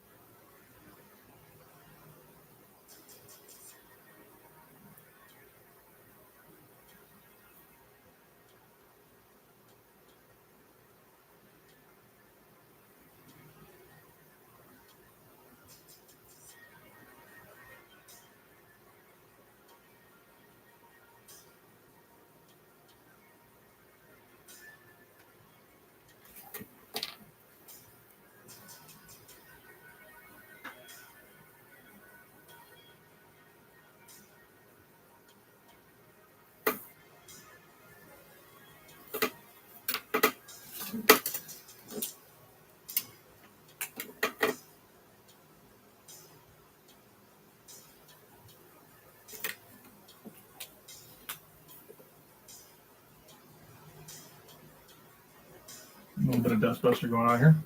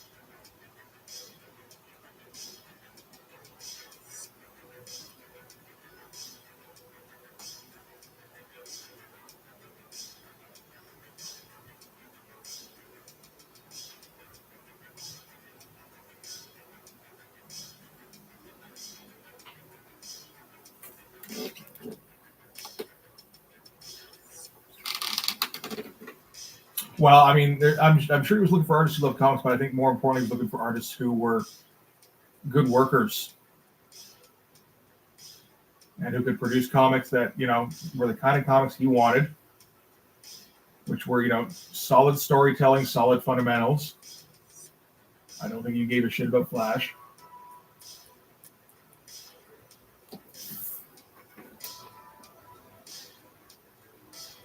And guys who could, work on a schedule.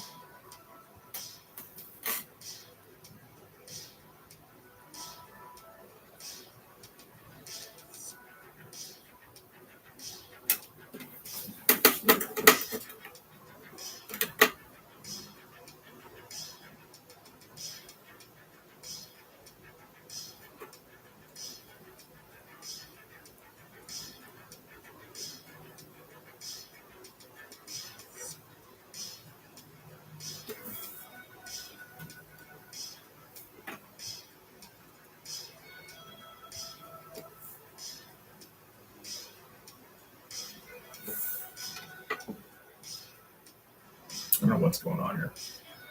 What are these fucking shapes I'm making? I don't know. This is some crazy shit here.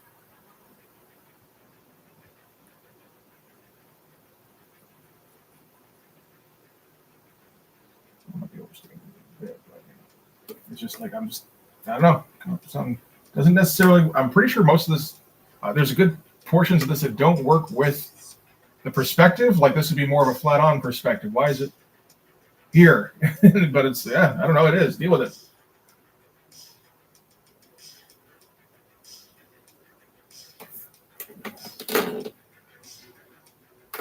Yeah.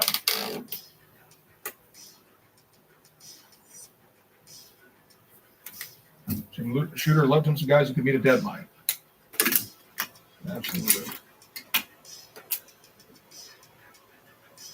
What is this? Oh, okay. I think I need to get it.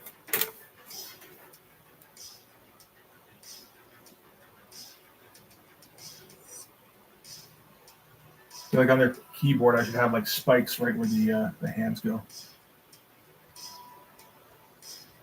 The equivalent of having like the pad on the mouse pad, the cushion for your wrist.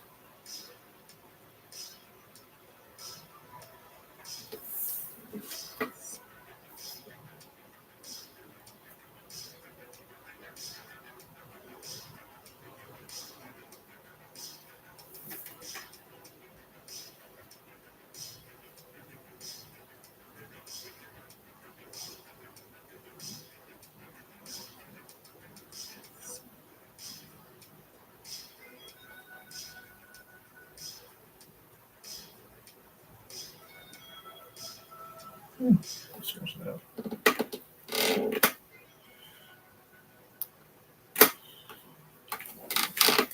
That's up to you completely. Whatever you want to do. I mean, the template is that Shadowhawk number 0, or the Die Hard portion of Youngblood Strike File, or pretty much any Rob Liefeld thing where you had to do it in one issue. Bloodstrike number 1's another good example. I didn't list in the episode.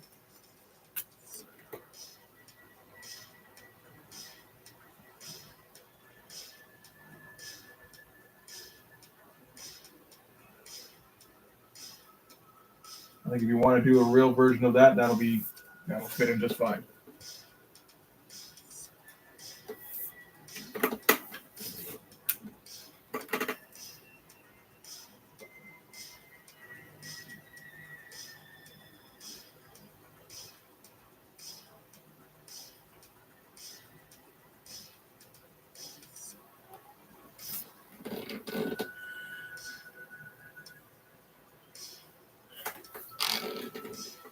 Depends who sets the rules, really, in my opinion. I guess in this case, it was mostly OK Comics who set the rules.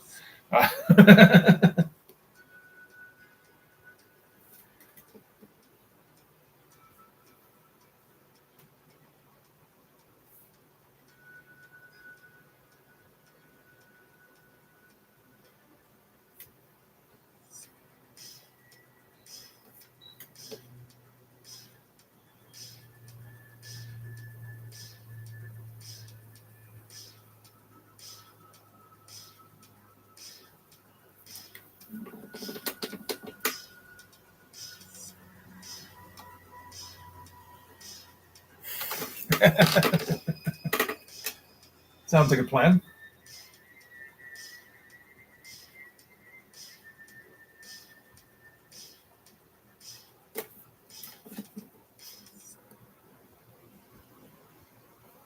I think I'm going to be coming up with something that's a bit more of an obvious parody than what I'm doing with this.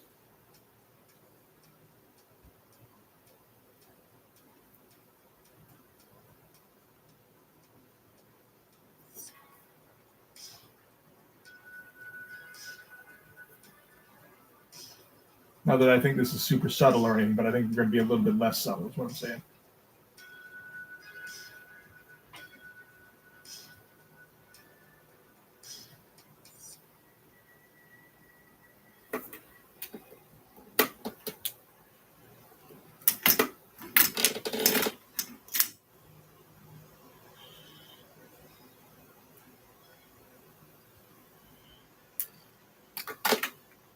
Yes. No, that's an excellent example. And I do enjoy that quite a bit myself. I feel like I think with mine I went a little bit further than that, just a bit, right? But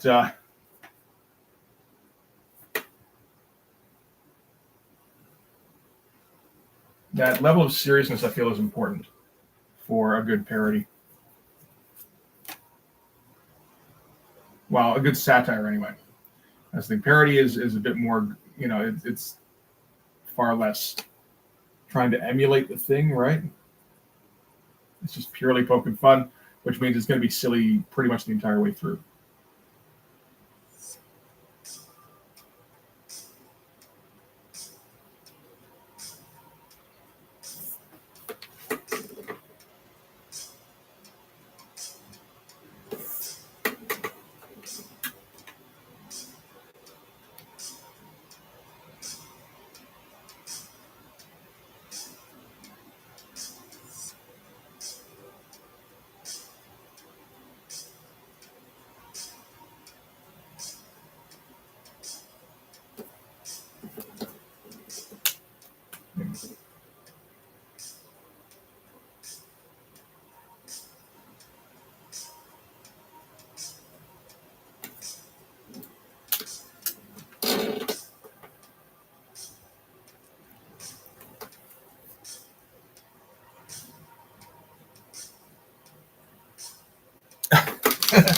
So he acted that negative, right? I believe it.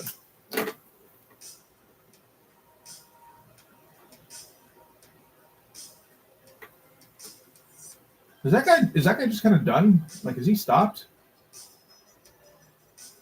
I don't think I've seen him in anything since Wild Hogs. Or people just kind of, they're done with Tim Taylor.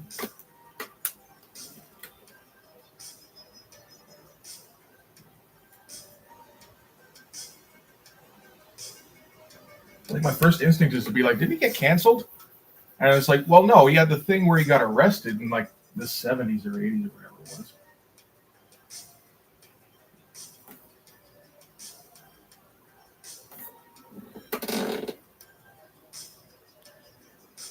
Oh, was it views? Ah, okay.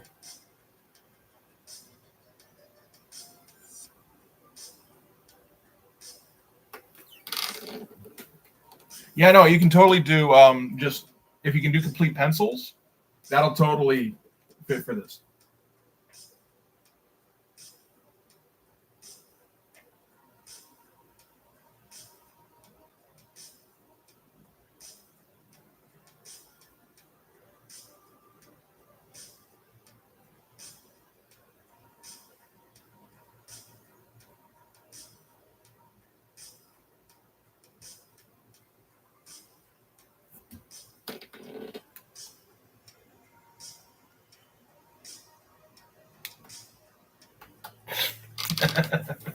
That'll do it sometimes, right? They're picky.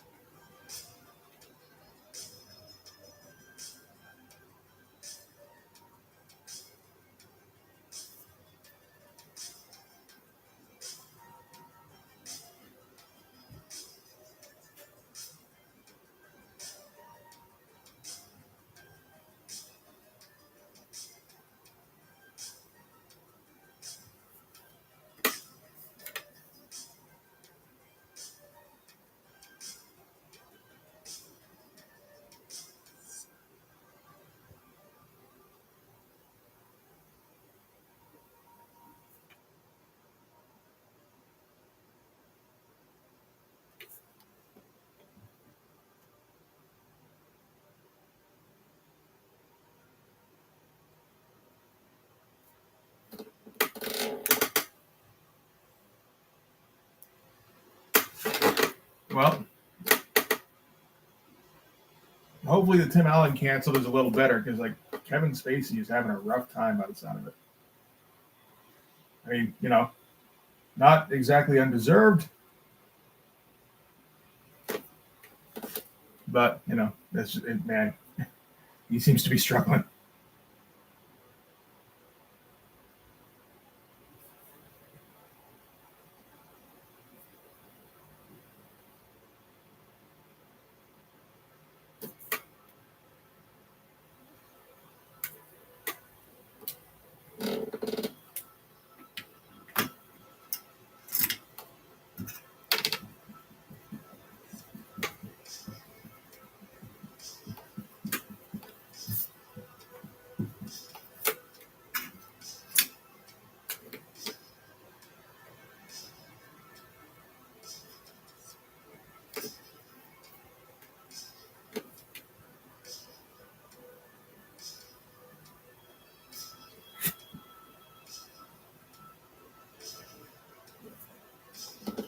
Sure, that all works, I think.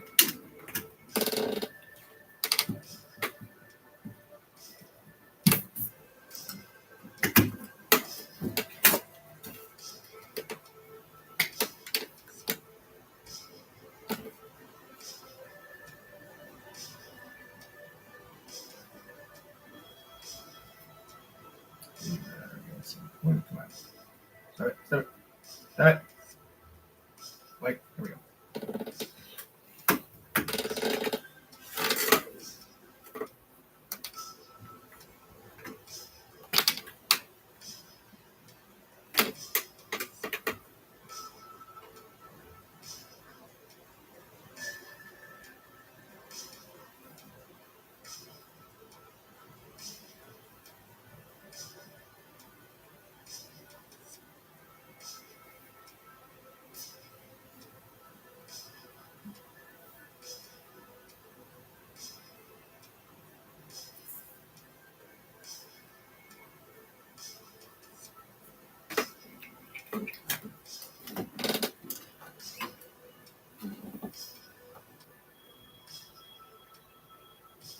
Yeah. Yeah, no, not the most,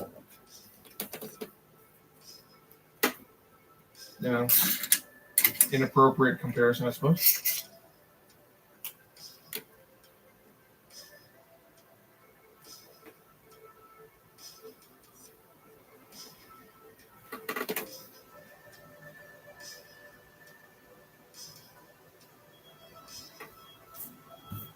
That must have been an interesting moment when that came out, where, if you're reading that book, you're like, oh man,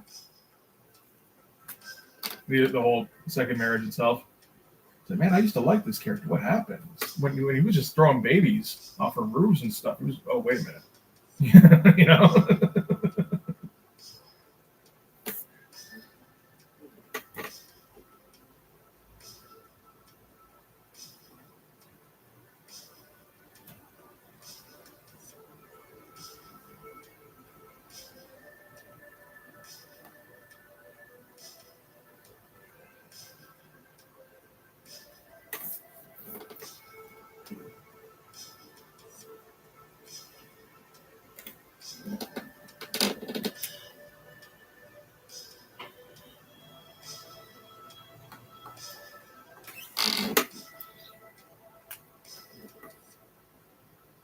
Yeah, it's a bit of a drag. I mean, it's tough because, like, most of his epiphanies leading up to that kind of worked out for him. Like, I'm going to make this comic monthly. I'm going to make this comic 300 issues long. I'm going to make it a weird political satire instead of a barbarian funny animal comic. I'm going to take the trades and sell them directly from my house instead of taking them to the direct market and challenge fucking Diamond on it.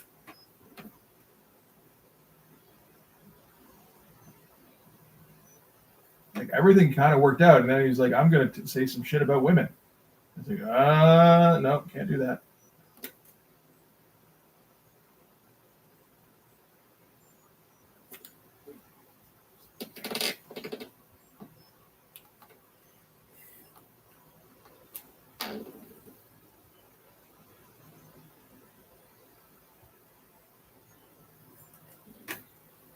Well, you're talking about on the page here. The Clerk don't wear pouches. The Clerk don't believe in them. It's against their religion. Let's say that. One of the reasons they hate Blood Force so much, in addition to housing their age-old enemy or prey or whatever she is.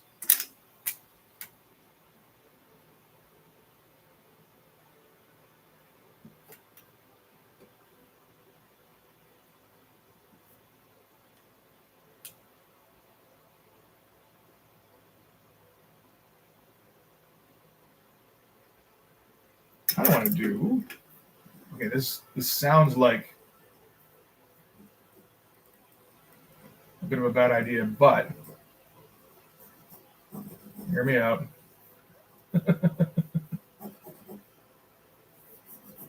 Not because I'm thinking, like, okay, it's all about greats on a Clerk ship, right? So I do not want to put greats all the way across, and on this background. For one thing, that's a lot of greats. For another thing, I don't think I can match it up now because I didn't do any kind of 3-point perspective when I was doing the penciling on this. But if I do like the odd panel of greats, I think that works actually okay. I don't know, Brain, what do you think?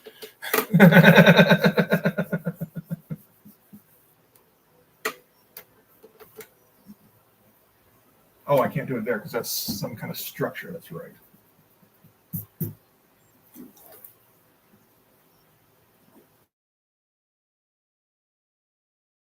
And you can throw some shit around them to kind of. Yeah, I don't want it here either.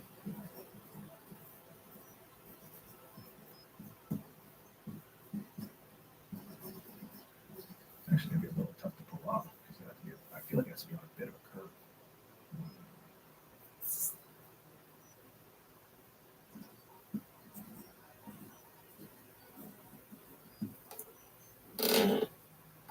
Okay, I think we have approval anyway.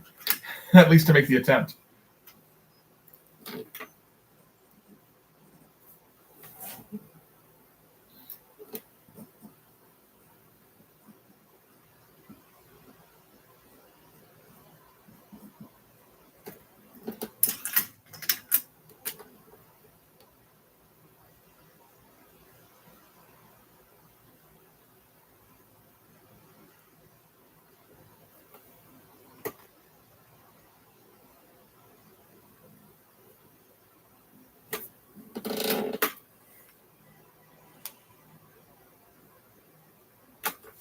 Well, I mean, I think Dave Sim was one of the only guys who was like really, really invested in politics, that was involved in comics, or felt like it was appropriate to write about politics in comics. That's the thing, right? I mean, like if regular writers are like, yeah, but that doesn't work with superhero stuff. I don't know how to work that in. Then you're not going to write a good version of it, and it's not going to draw anybody in. So I think a lot of them just left it alone based on that.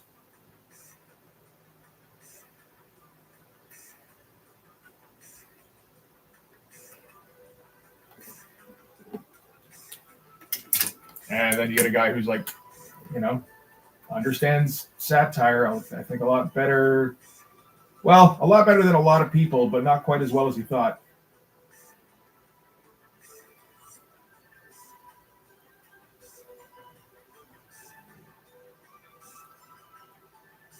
And yeah, same with politics. And yeah, that was High Society fucking blew the book up, right? The plan is eventually to get to High Society, at least. I do have pretty much most of the issues in one form or another.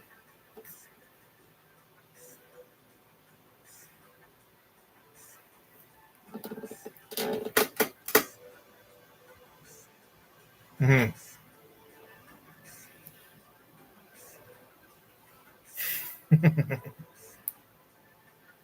Writer who draws, yes. And I forgot about that quote. I've always thought of myself as the opposite. I can't write anything except this.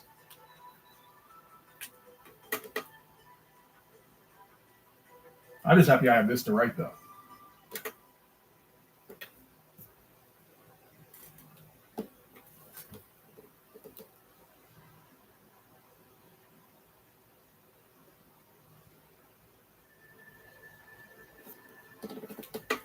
And I appreciate the gesture of respect. Okay.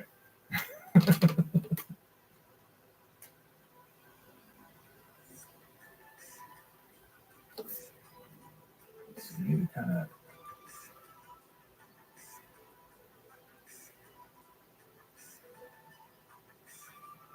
On this, the day of my daughter's wedding, etc.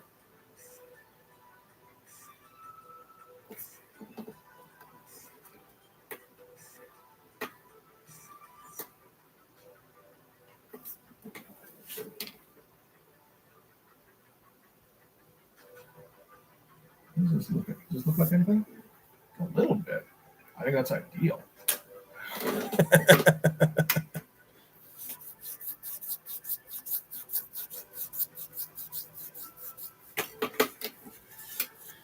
I agree. I mean, that's the thing. With this one here, like,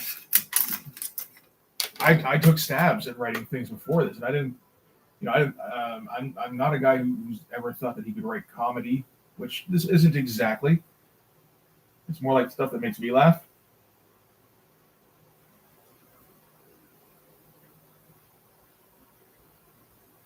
So, but then I try to write horror stuff. I try to write straight superhero shit or sci-fi or something, and it's like nothing works. It's like this. I can't do that shit seriously. I don't know. The mental block, or I just don't have the right kind of creativity for it. I don't know what it is. But this kind of shit where everything's a joke, I'm like, oh, I understand this.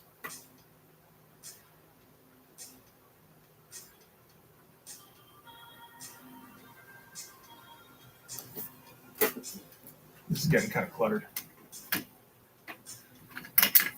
Let's see if we can pop out the monster head a bit more here.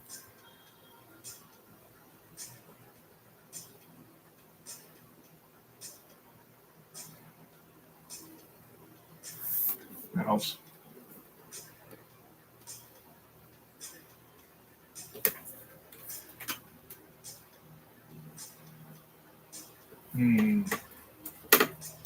Let's try it as straight lines, I suppose.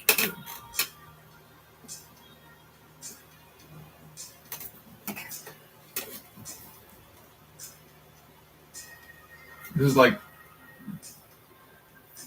I'm kind of glad I'm going to be kind of hiding this with word balloons. I feel like someone's going to notice this at some point. It's going to break their brain. Like, wait a minute. What is this perspective?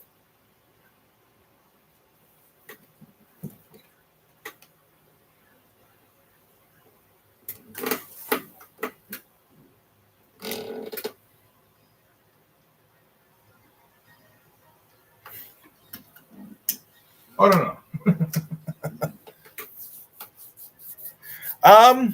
I don't know. We might be going for. We've been going for a while. Anyway, I'm not feeling particularly tired just yet. I think at the very least, we're going to finish this panel. So that's good.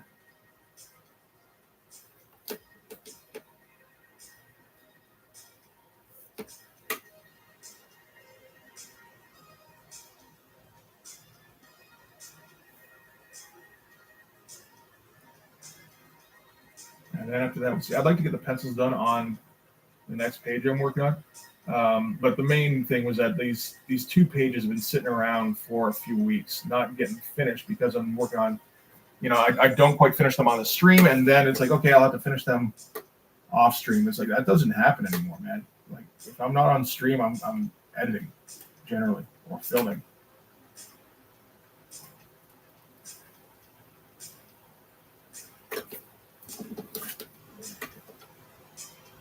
So getting these done is a big deal. Getting 10 full pages into issue 4 is nice.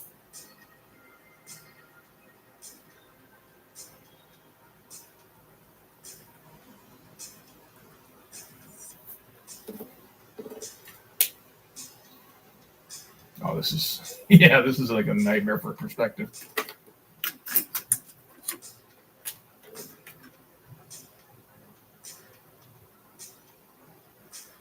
I feel like John Byrne will one day look at this and it'll be the thing that just sends him over.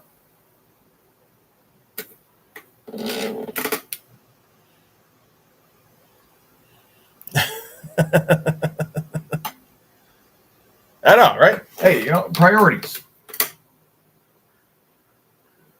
She knew what my Sundays are like.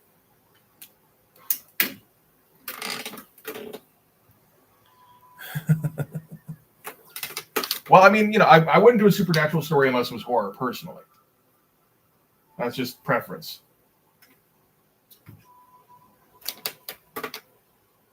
Sure. Let's do that a little bit.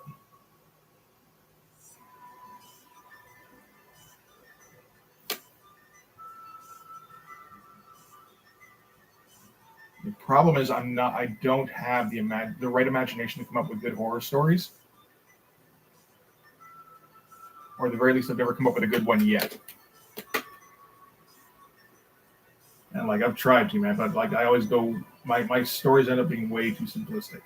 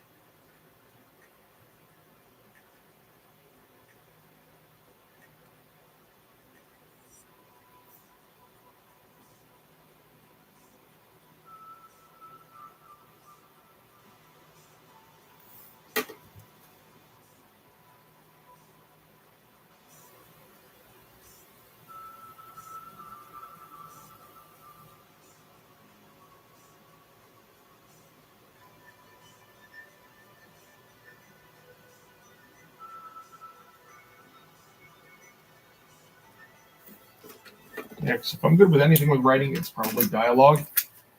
Like one thing about Blood Force is that it doesn't try to come up with anything particularly special for the story, like the plot. It's more about because that's just kind of there to lend structure so that I can make for just marginally satisfying plots.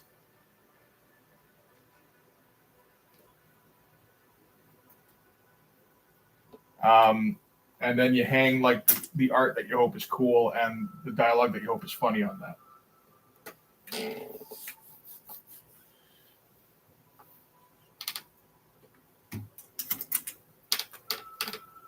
Yeah, I mean, I'd love to do a horror comic at some point. I just wouldn't be able to write it.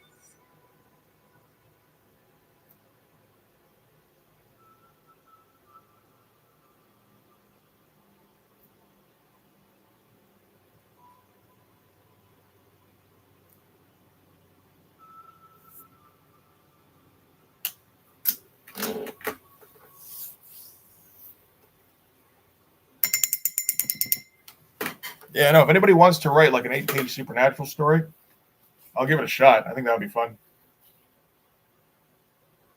Vampires or werewolves are a preference, or something along those lines.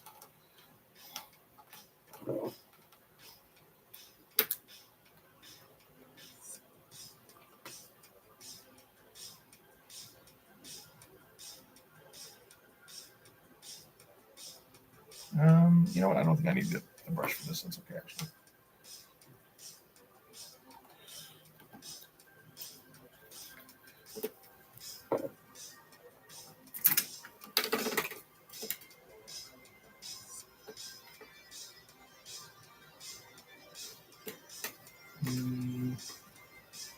What are we gonna do?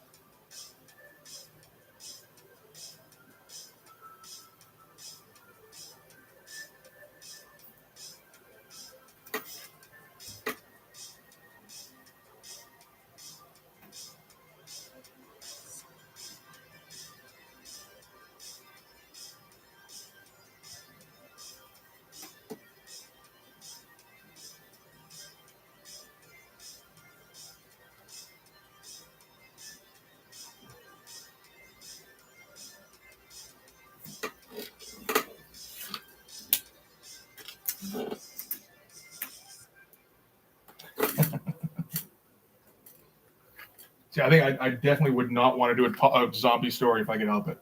Just because I've tried to do a zombie story and I couldn't get it to work. I wonder if I could do it as if I could get it to work as a Blood Force thing though, potentially. If it's a joke all the way. That's the only thing I can write, like I said.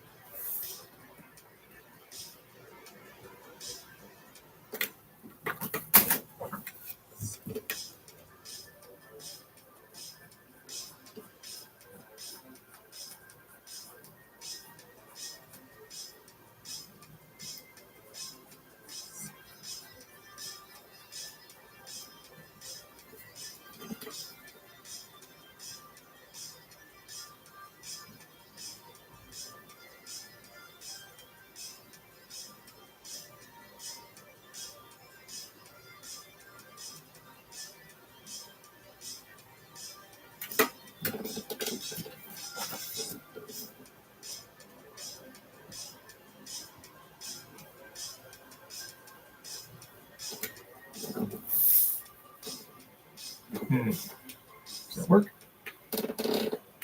Maybe not.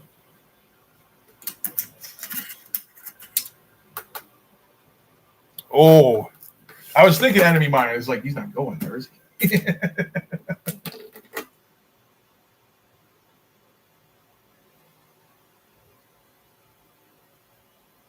Oh, man, that is a fun idea.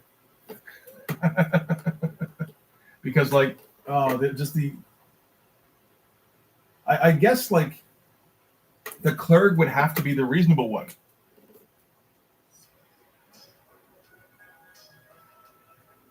I believe that is the deal with enemy mine for a while, right? Where the human is, like, dumb and xenophobic.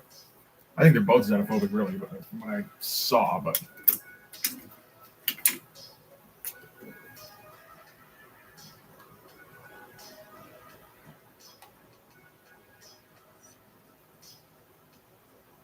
I feel like the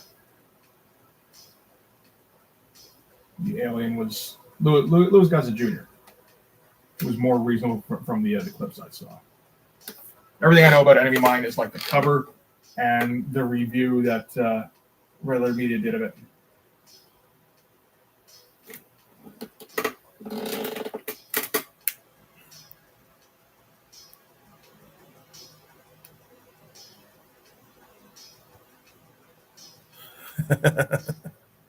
Clerks. Fuck off, man.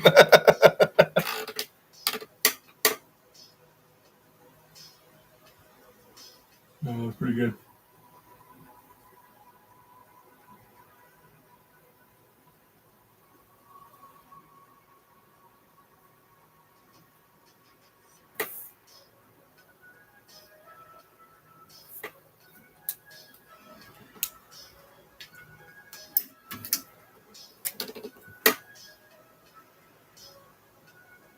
I mean, if he wants to buy it, he's more than welcome to it. He's got the money.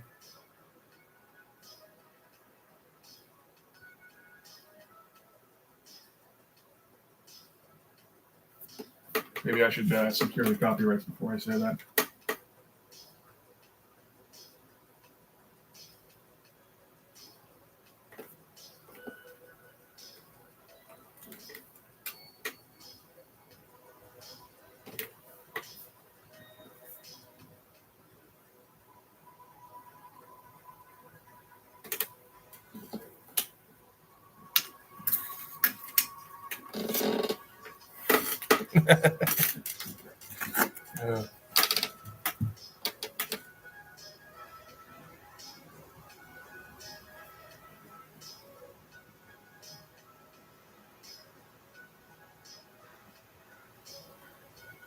I wonder if Popo would even work in that scenario.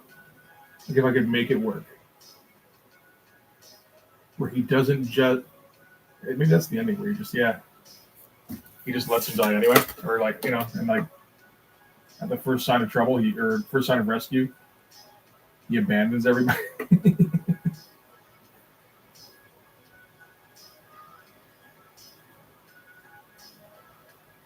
And I think that makes Popo a bit more unlikable, so maybe don't do that.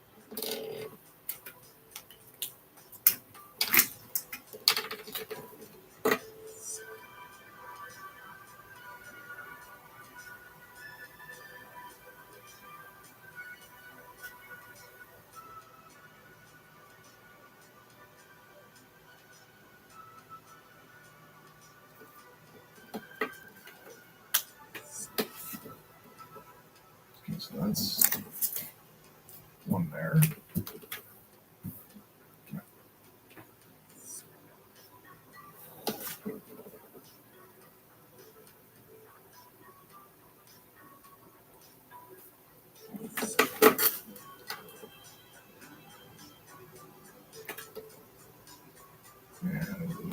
Sure.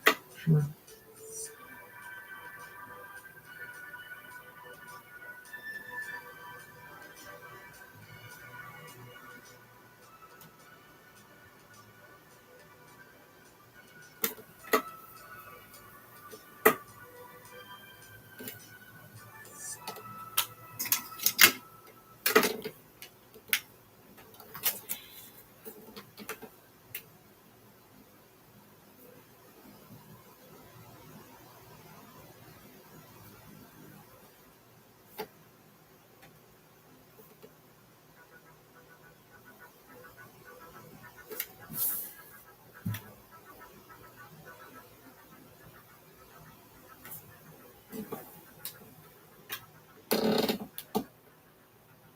I mean, it's not terrible.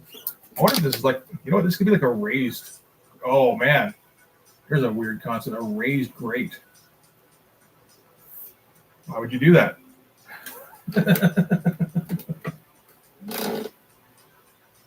It does almost work that way. That's fucked up. Okay, ready to try that?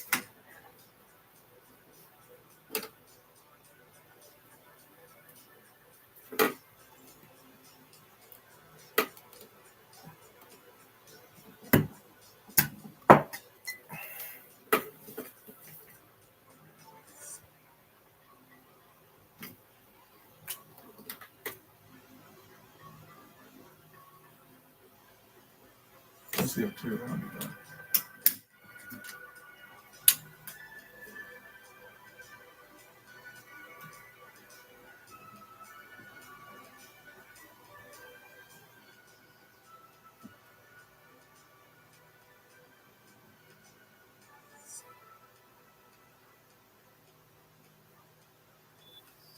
Let's see. Starscream feet coming out here.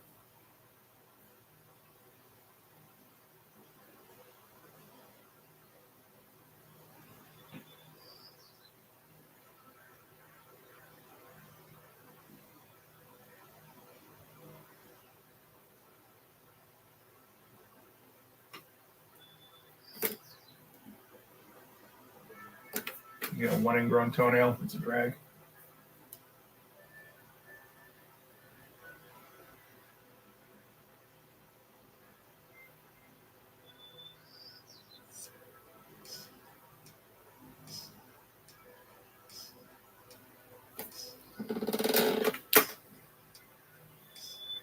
Oh, I like that. Yeah, the heating panels, that works nicely.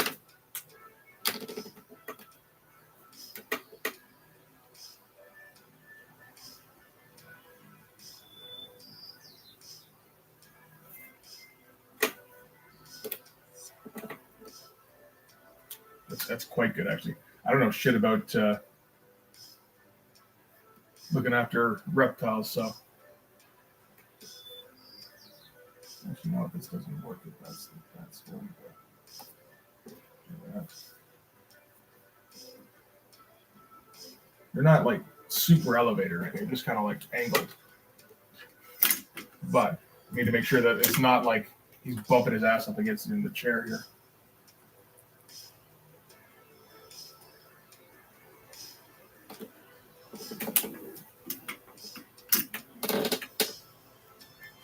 Yeah. No, I like that. Like I'm mostly trying to avoid any kind of logic with things like, you know, how the spaceship is constructed, that kind of thing. But like, no, I can't deny that's like, oh, that's a really good one.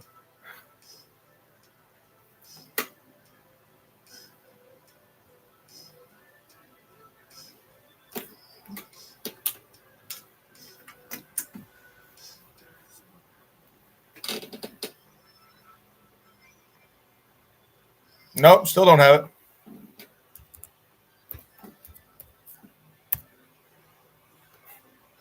Sorry, bud. Got to do it.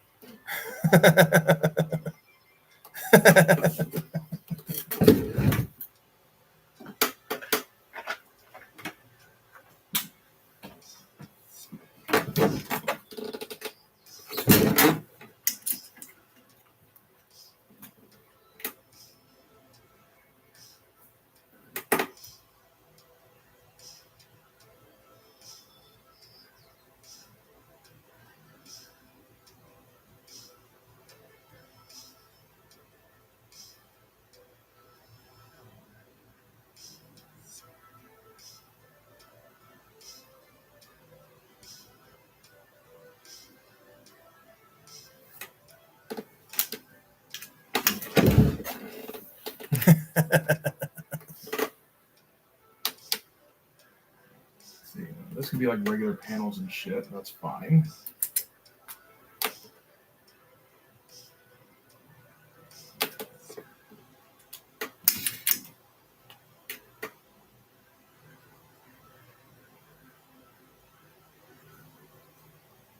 That's a weird looking thing. Sure.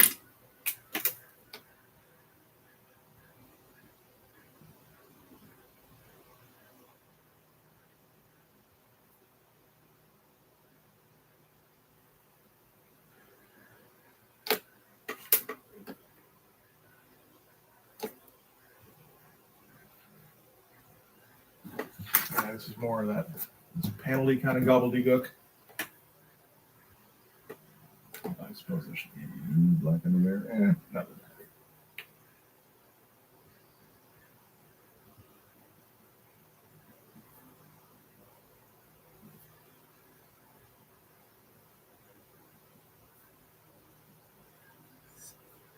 The kind of thing I wouldn't mind having some like Zipatone for, but I think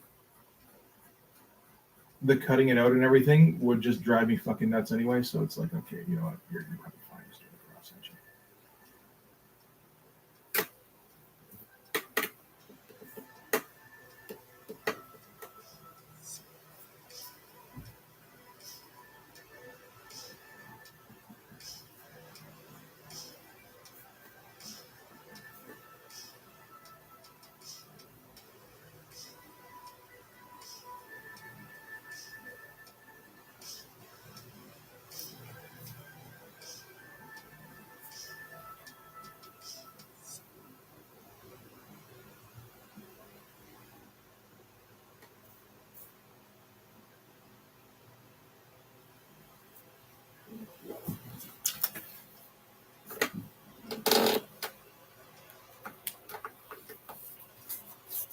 Oh yeah, no, that's kind of Popo's whole thing that he's doing in this issue is he's the alien in Alien.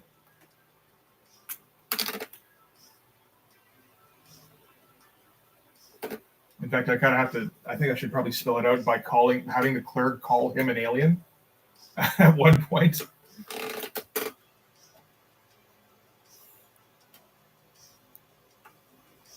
Well, no, that's the thing. He's come up with a plan. It's not a good plan.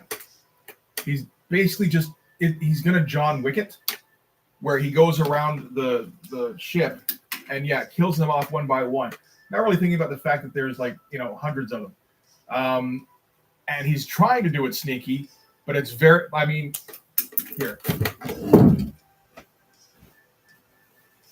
Where is it? I finished one where he was trying to be sneaky. There it is. Yeah. So that's Popo trying to be sneaky. Where he comes up behind a dude. He can move silently. That's not a problem. As long as he's not monologuing too loudly, I would say. And then he grabs him, and then it's, just way too much fucking ammo right to the chest. Or right to the back. And I'm kind of planning on doing a couple of those in this issue.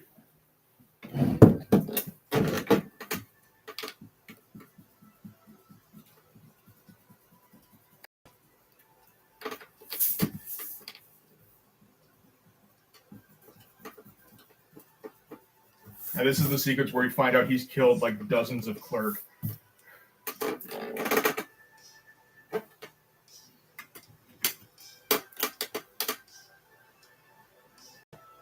Because he's not incompetent. None of them really are incompetent. Well, I mean, not at fighting anyway. Like, let's be specific.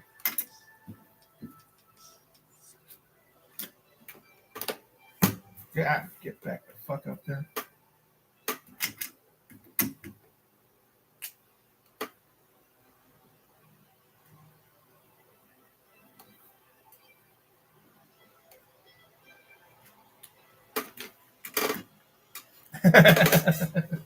Anytime.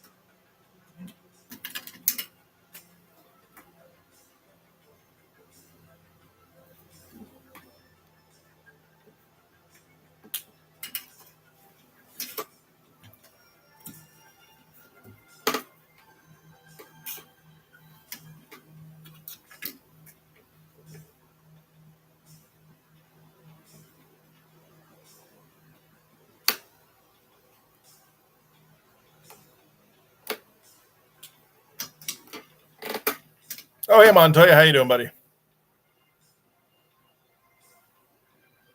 Yeah, weirdo from another planet. Exactly. Yeah.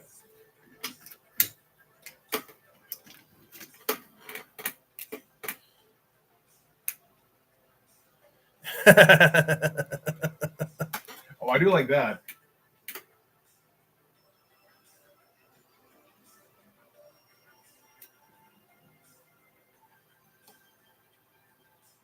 You know, if you guys have ideas for that kind of scene where Popo's trying to be sneaky and then he ends up just blowing dudes away, feel free to let me know. There is a good chance I will use it.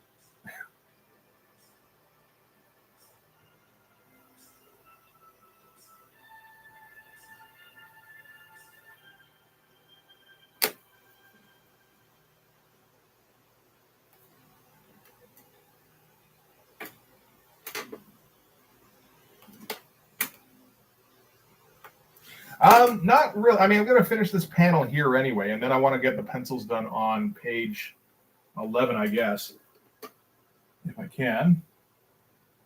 So I might be. Where are we here? Almost 3 hours. Jesus Christ. You know, I could go for a while longer. That does not match up with. That seat does not match up with that body.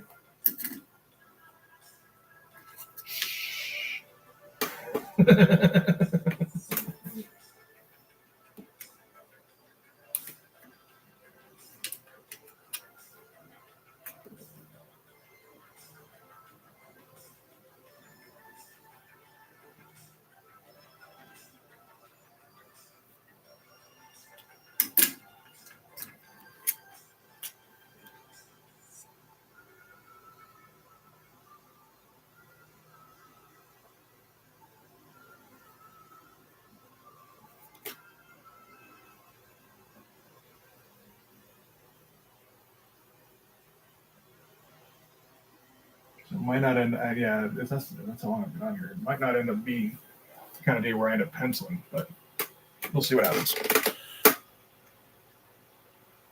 What's page 9? That was the one I just showed, I think. Yeah. Where with the Popo dispatching the clerk. This is not where it will show up in the actual comic. Like, it won't actually be page 9.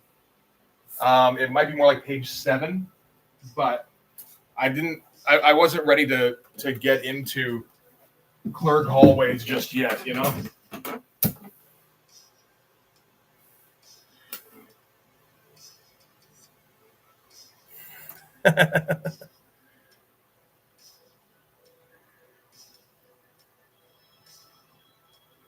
The MG. Oh, geez. No, I'm not doing that. Sorry. I'm not a huge Metal Gear fan. I like the first game. The first game for PlayStation anyway. That's about it, though.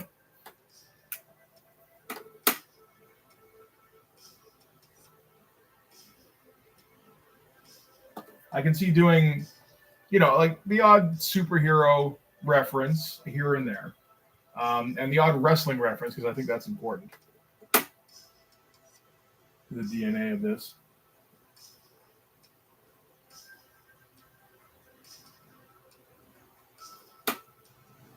Video games, probably not so much.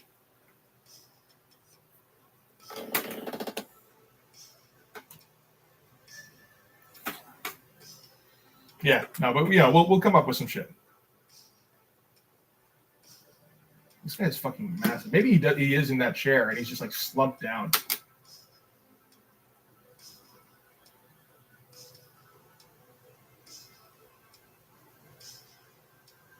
He doesn't really fit in it. Who says they've all got to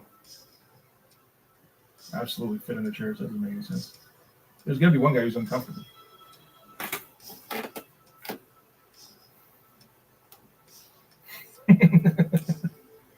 I think that might get covered up too.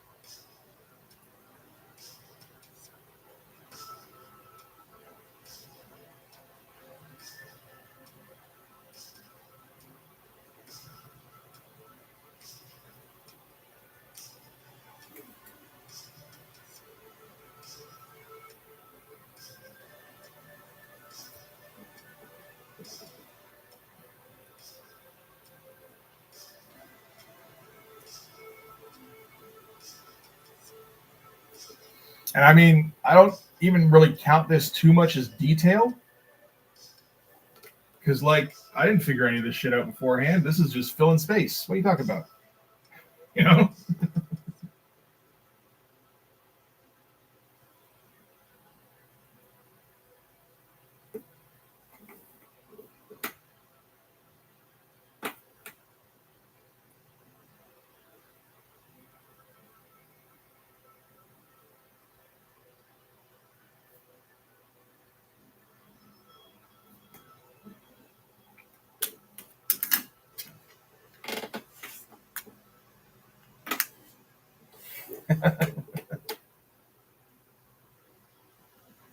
Well, this is we're not referencing the MCU, I think, probably at all, because that's, you know, it's the wrong time period. I think there are like inside jokes in here, or not even inside jokes, just guys doing inappropriate things, like the conversation the captain here is having with the lieutenant or the corporal, I think. And corporal is spelled KOR''PRAL, so that's alien, and that's his given name.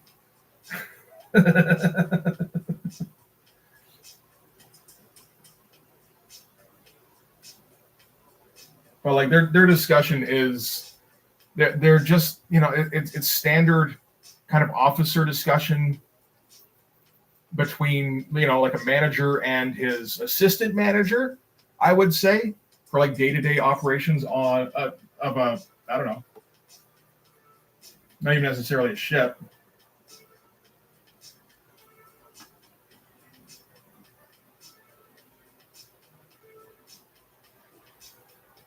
But that kind of thing. So, you know, like there's definitely stuff that is, you know, you're not going to get in the black and just the art with no dialogue.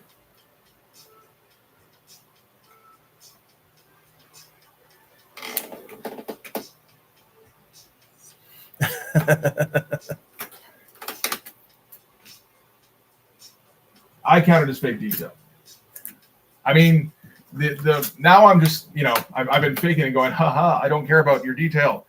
And now I'm at the point where it's like, okay, does it make sense though? Like, does it hurt your eyes to look at because of what it's trying to interpret? It's like this guy here kind of floating off to the side. It's like, well, I don't know. Maybe not. The rest of them, I think it mostly works okay. Although, yeah, again, this guy in his tiny seat is kind of funny.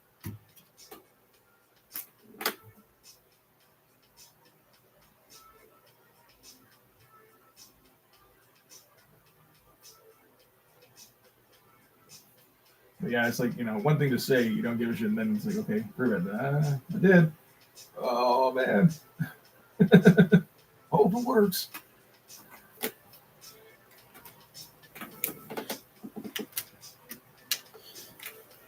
Oh, no, he's still got a look all intimidating and shit. This is for the guys, basically, who don't read the comics.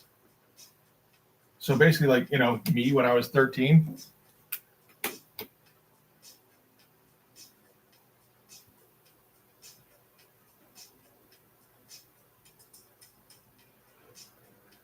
Or who aren't exactly paying attention to what is being said. So those guys can still get like a badass comic experience. TM. You know? But, you know, if they look at back at it again when they're 30, it'd be like, oh, wait a minute. This comic is very different than I remember. That's the ideal, you know?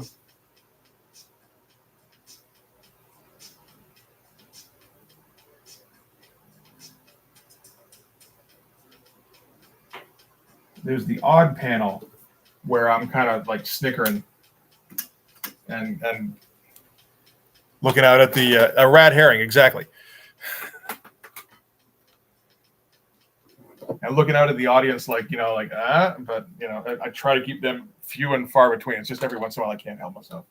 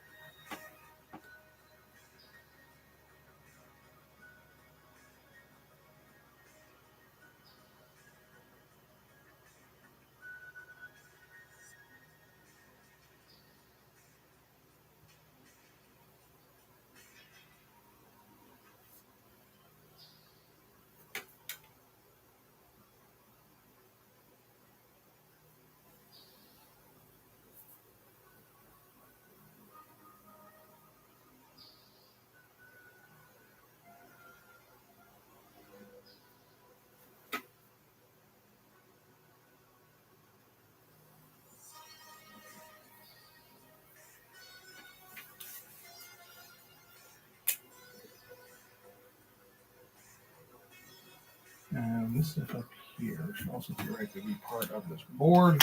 That's what it is. That's what it is.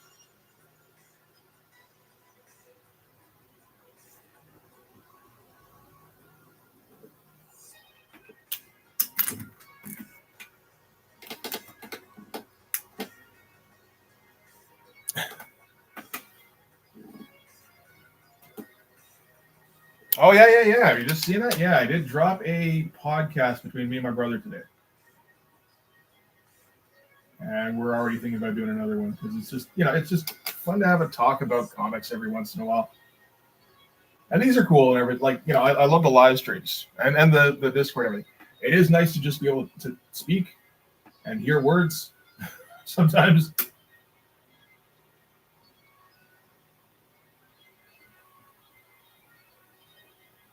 And plus, like talking about Life Out Comics is how Blood Force kind of got. Well, with my brother is how how Blood Force kind of got started anyway. So,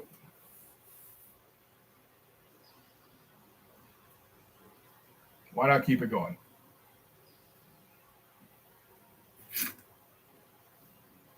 Let's see where's the 08.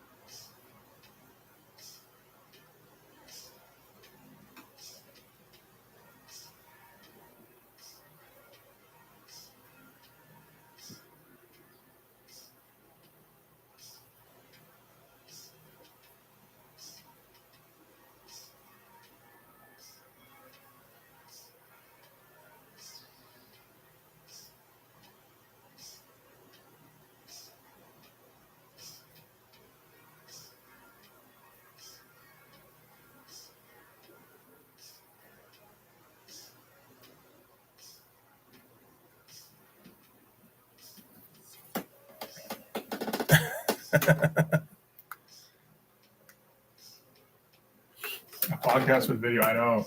Who would have thought it?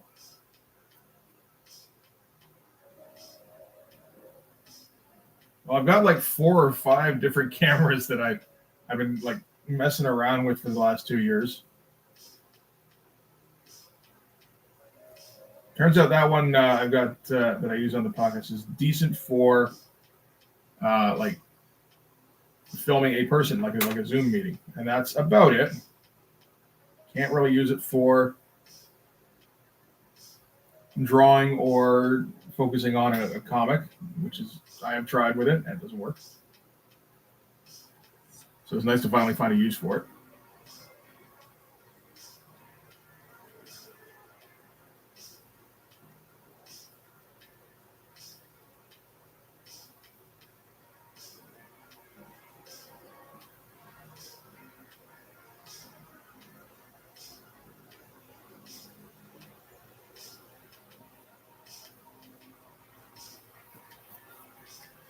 Oh shit.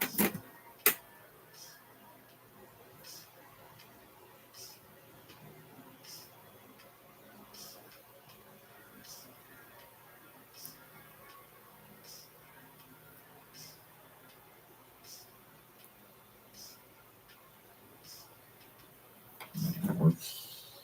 Yeah.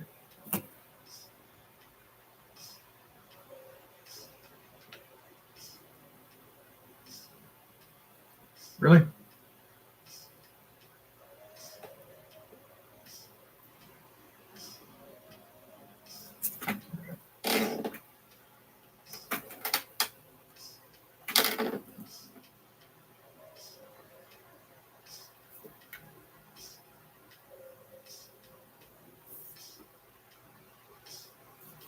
Maybe this is the cleric version of throw runs. Just random greats.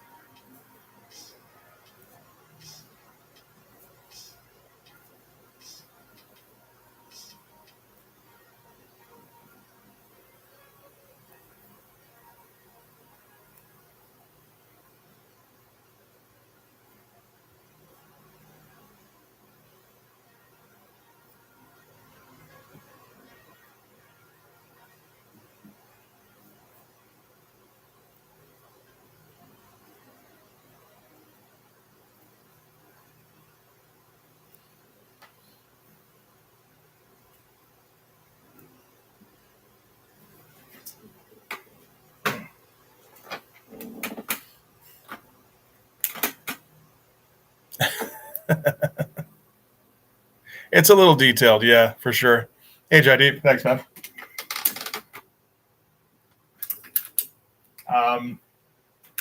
Kind of. We've had this discussion debating whether or not it is actual detail, considering I just made it up as we went along.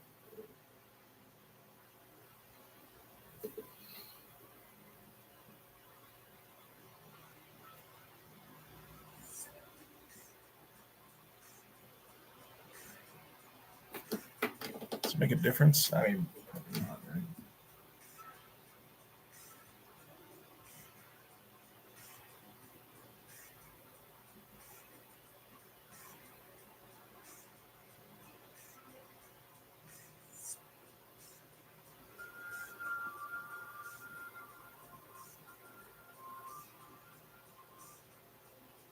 Seems to stop it, so I guess we're doing it.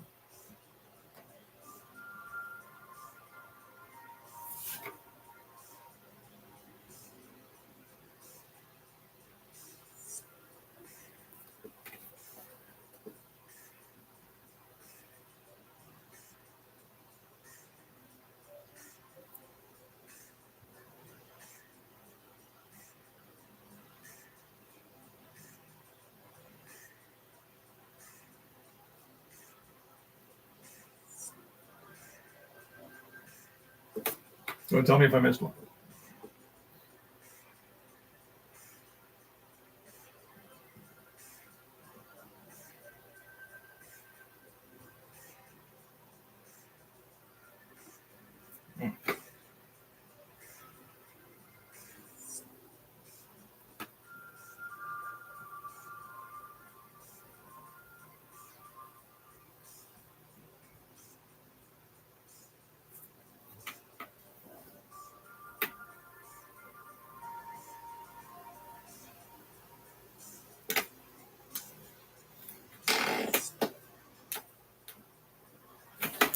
I don't have a real detail.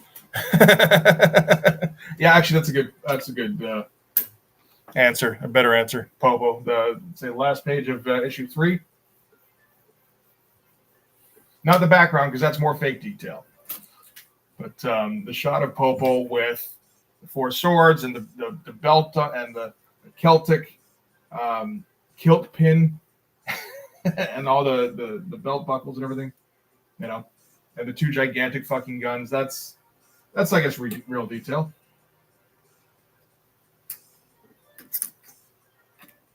Yes, I suppose a little bit.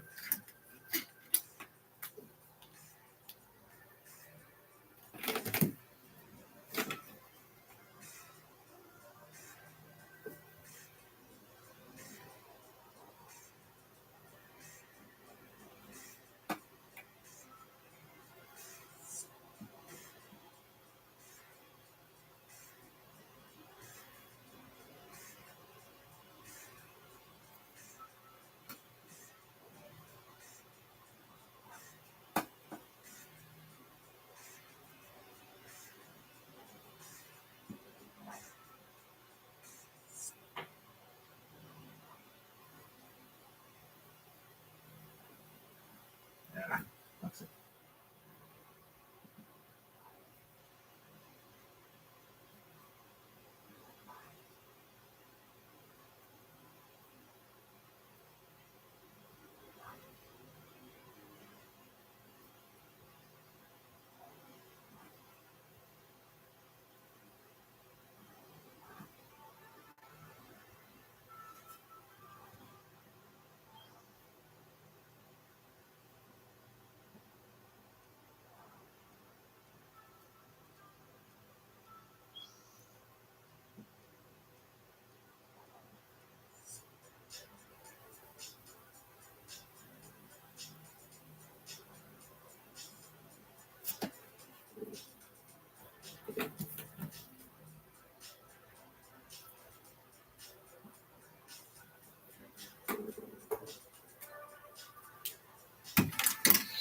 Hmm.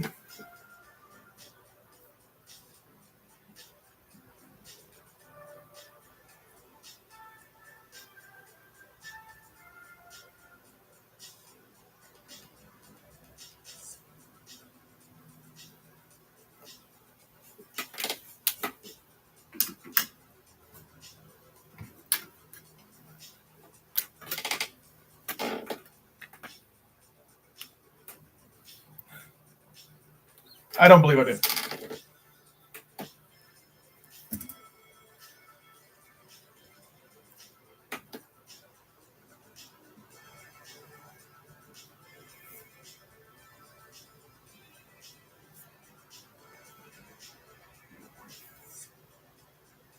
I'd say I've grown as an artist to the point where I'm willing to let a missed great slide.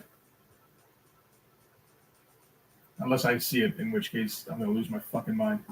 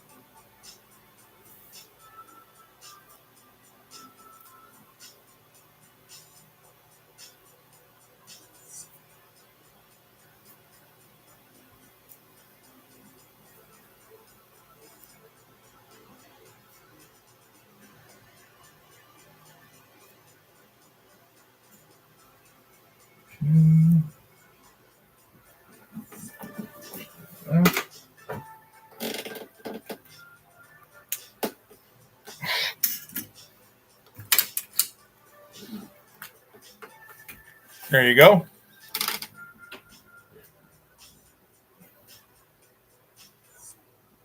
And if you want to make that your entry, you go right ahead.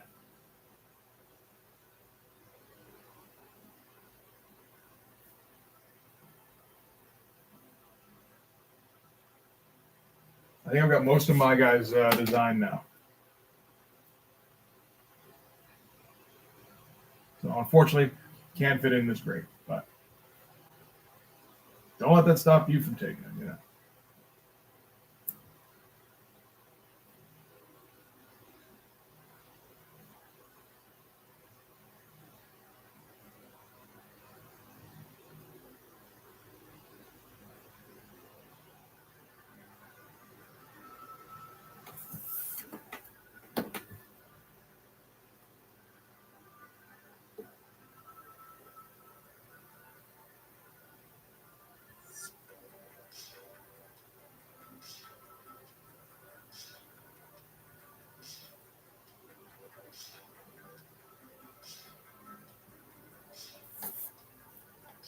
Okay.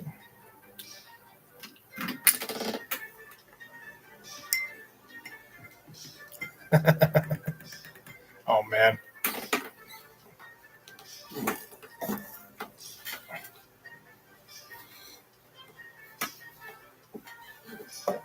Oh. Okay. I'm pretty much done. Oh, this should be like a, you know, one of those hologram circle deals that they got going on.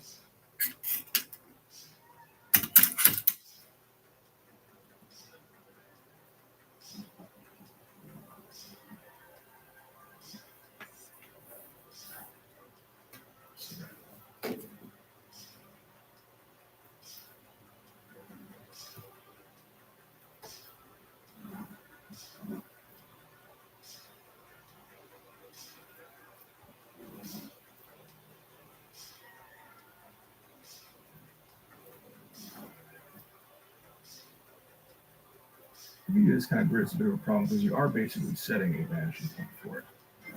You're making that your grid, and if the rest of the room doesn't line up, it's like, oh well.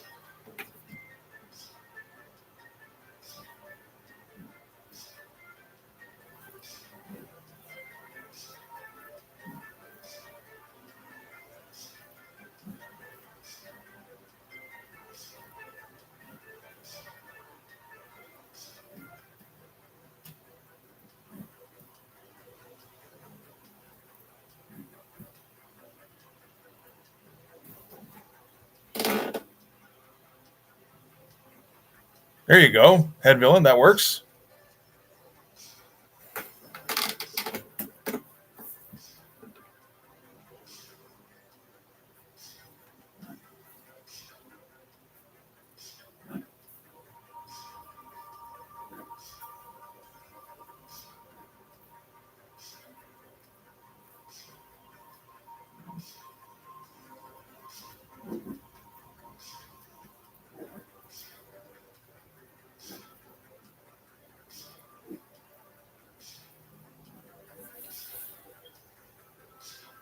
Yeah, that works okay.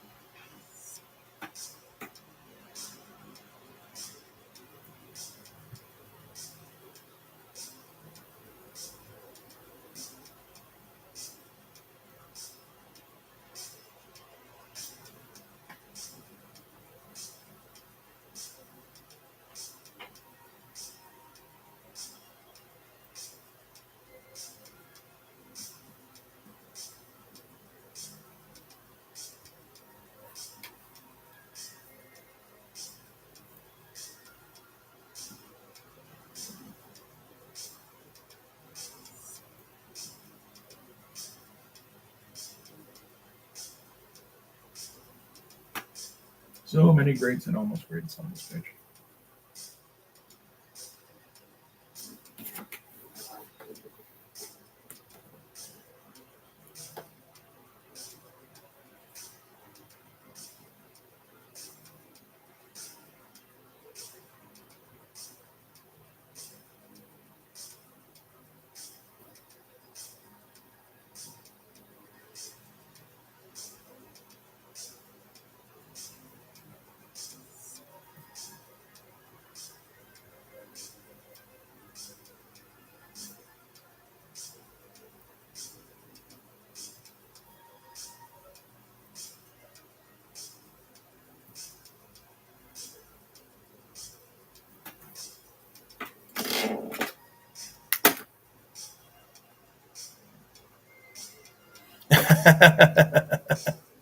Yeah, that was never gonna happen.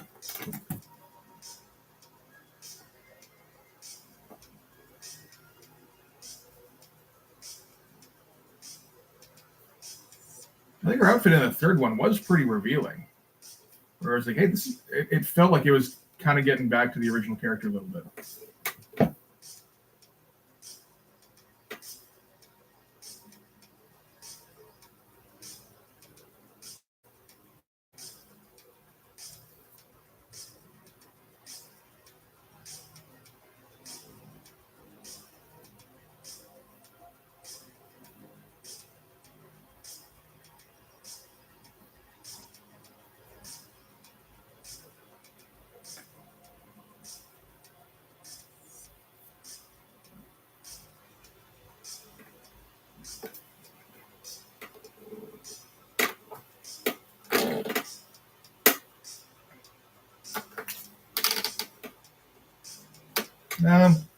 I think I'll probably do it for this page. I don't think we need anything else here. Yeah, it's a lot of shit.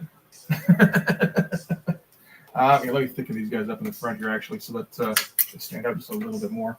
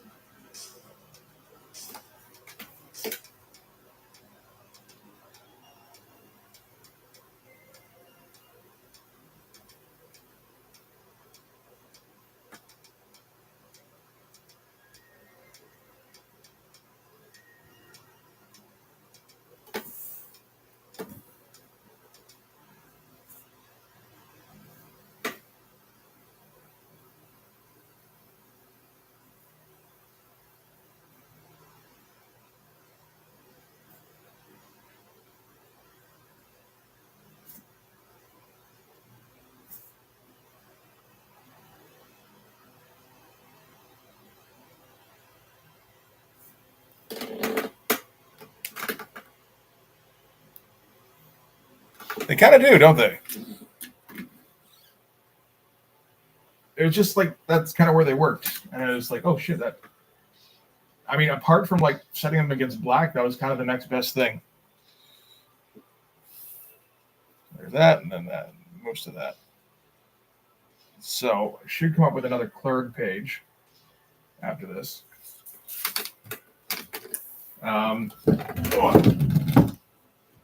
Maybe not pencils so much as breakdowns, and not breakdowns so much as scribbles.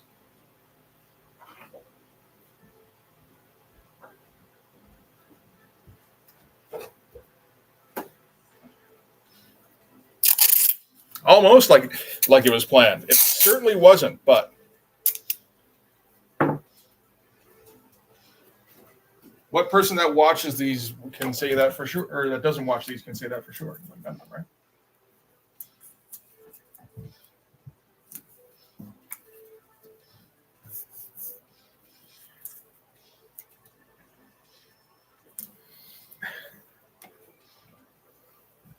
Trying to think of.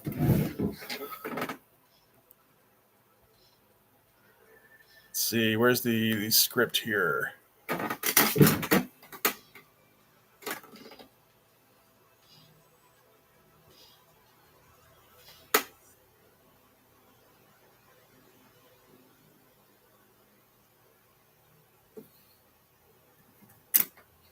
Trying to think of how to do this.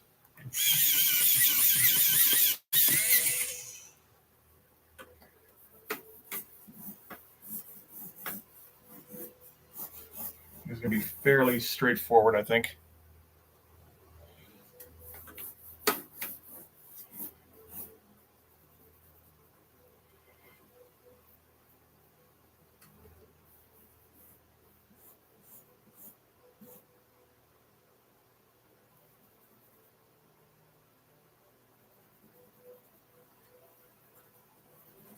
Hmm.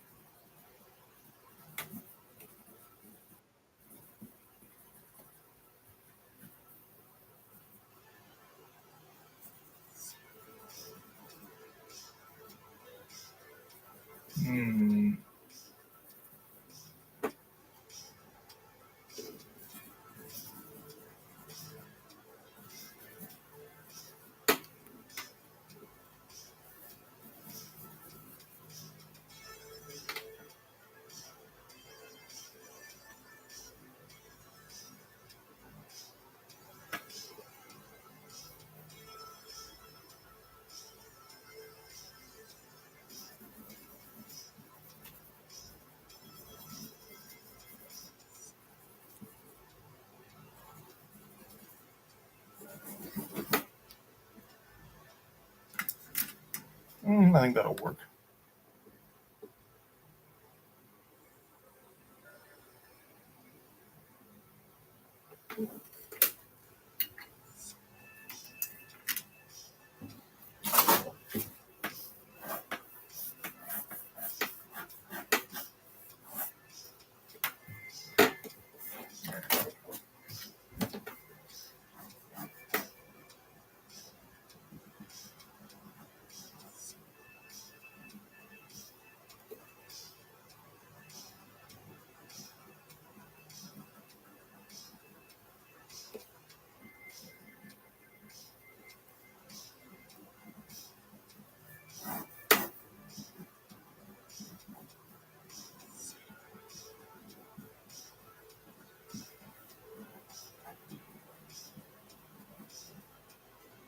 Let's see.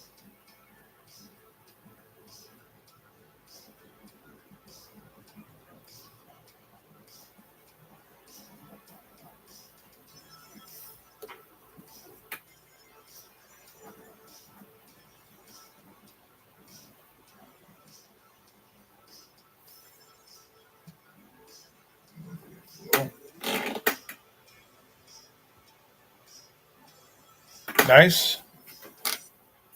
Last name convention.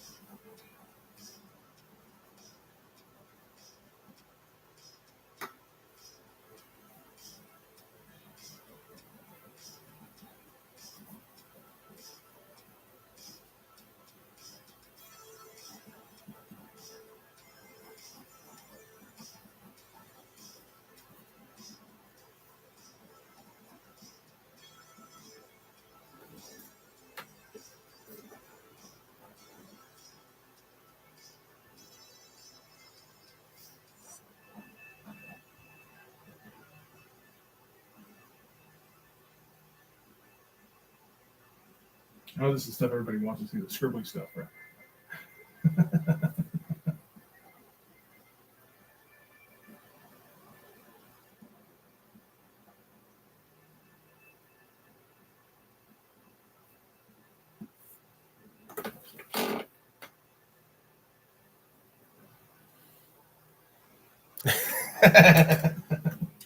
Love peace so much he kills for it. Yeah, sounds all right, right? And like nobody else we know.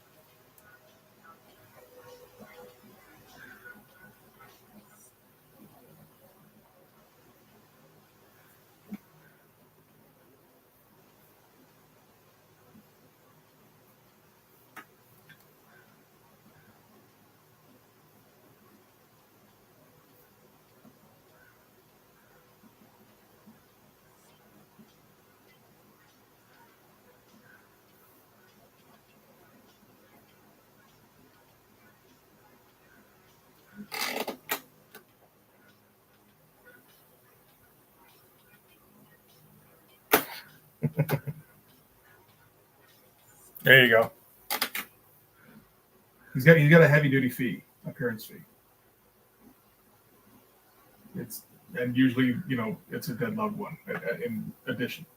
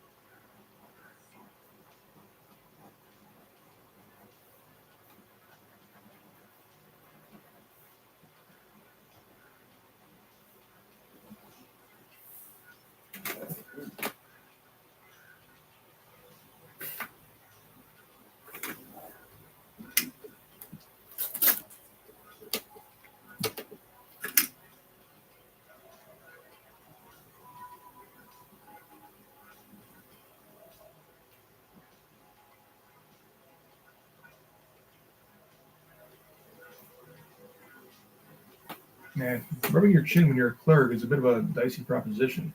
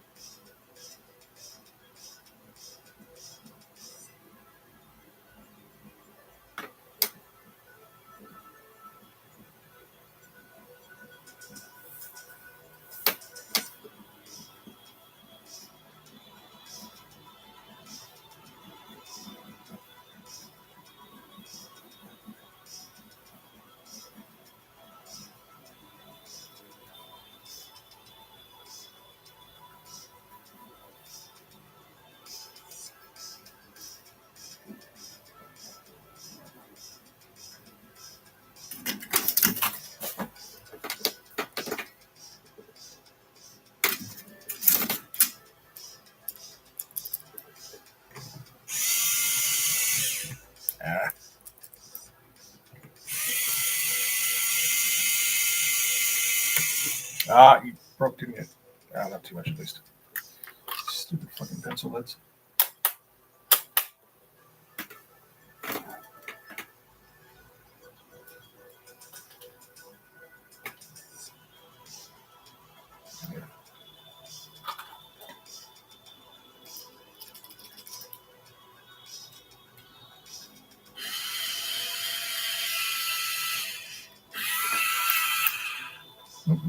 Oh, you fucking broke again. God damn it, I hate this shit. Stop sharpening my ass.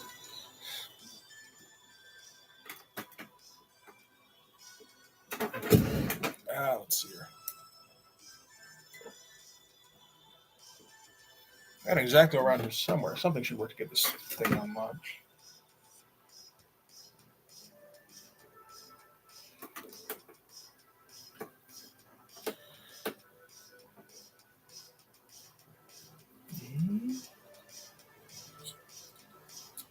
That work. Use an old, probably beat the shit nib. Hopefully beat the shit, I suppose.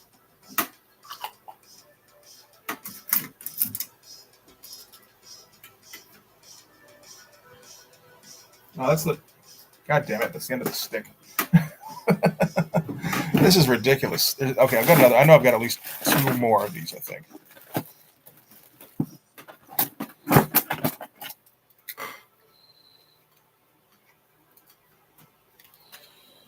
Oh, that comes out. Yeah, I got 4 more. Oh, that's fine.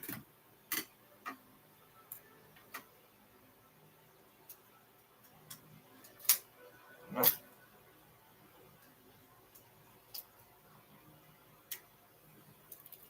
Sometimes I like all the fiddly little accoutrements that come with, doing a lot of drawing. And sometimes it's a giant pain in the ass.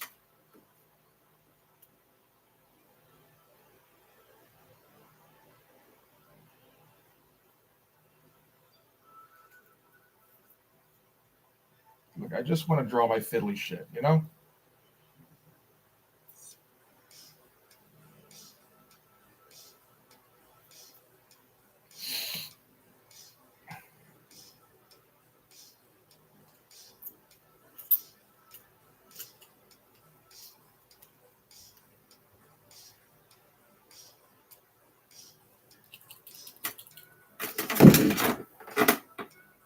Mm-hmm. I feel like there's a lot of guys who are like, what you talk about? That's like the most fun part of the deal is getting to fuck around with little tools all day.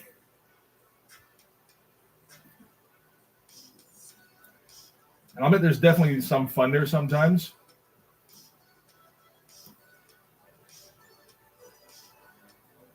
If I could just have like a pencil that always works and like it's at 100% sharpness, I would.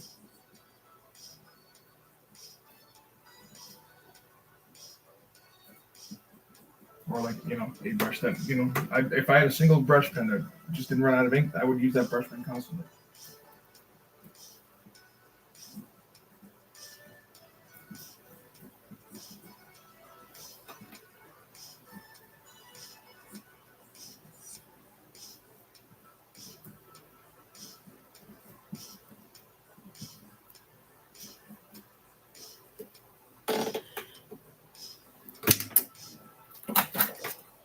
Is the purple crayon a reference to something, or is it just like everybody should use the purple crayon?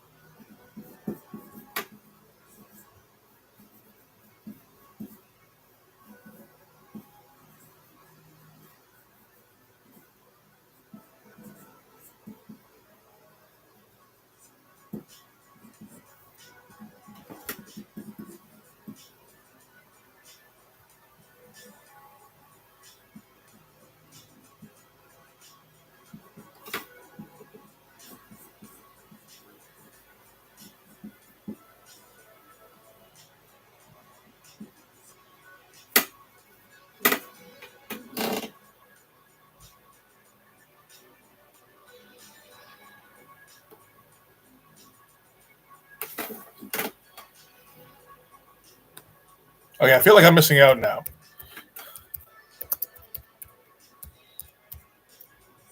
This is Harold in the Purple Crayon. No, that seems to be a there's a book and a movie, I think. I feel like this can't be what you guys are talking about. Oh, okay.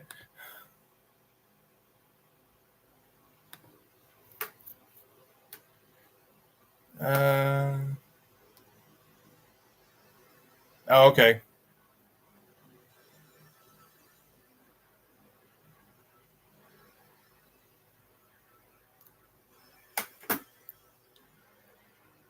I mean, that sounds like fun for a kid's book.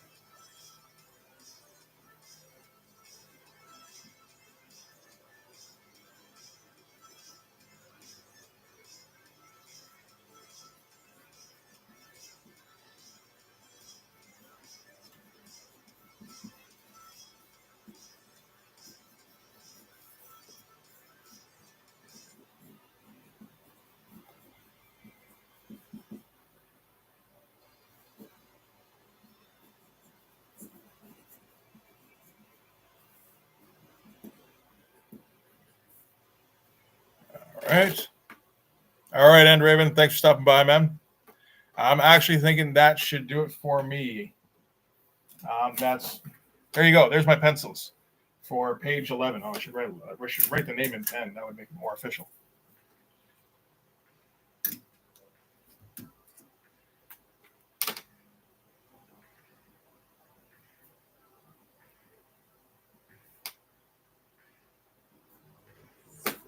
Moving right along. Creeping up on halfway through the book. That's cool. Yeah, almost 4 hours. That's a bit much. I'm glad you guys enjoyed it. Thanks for sticking around. Hey, we had pretty much everybody here. It's awesome. So we'll get back to it on Wednesday. I'll probably be able to get through most of this because I think you get that big establishing shot page there, and you don't have to worry so much about putting in background for the rest of the sequence, really. I mean, a little bit here and there, but it shouldn't be too bad. All right. So, yeah, I'll see you on Wednesday, and we'll pick it up there. You guys have a good one.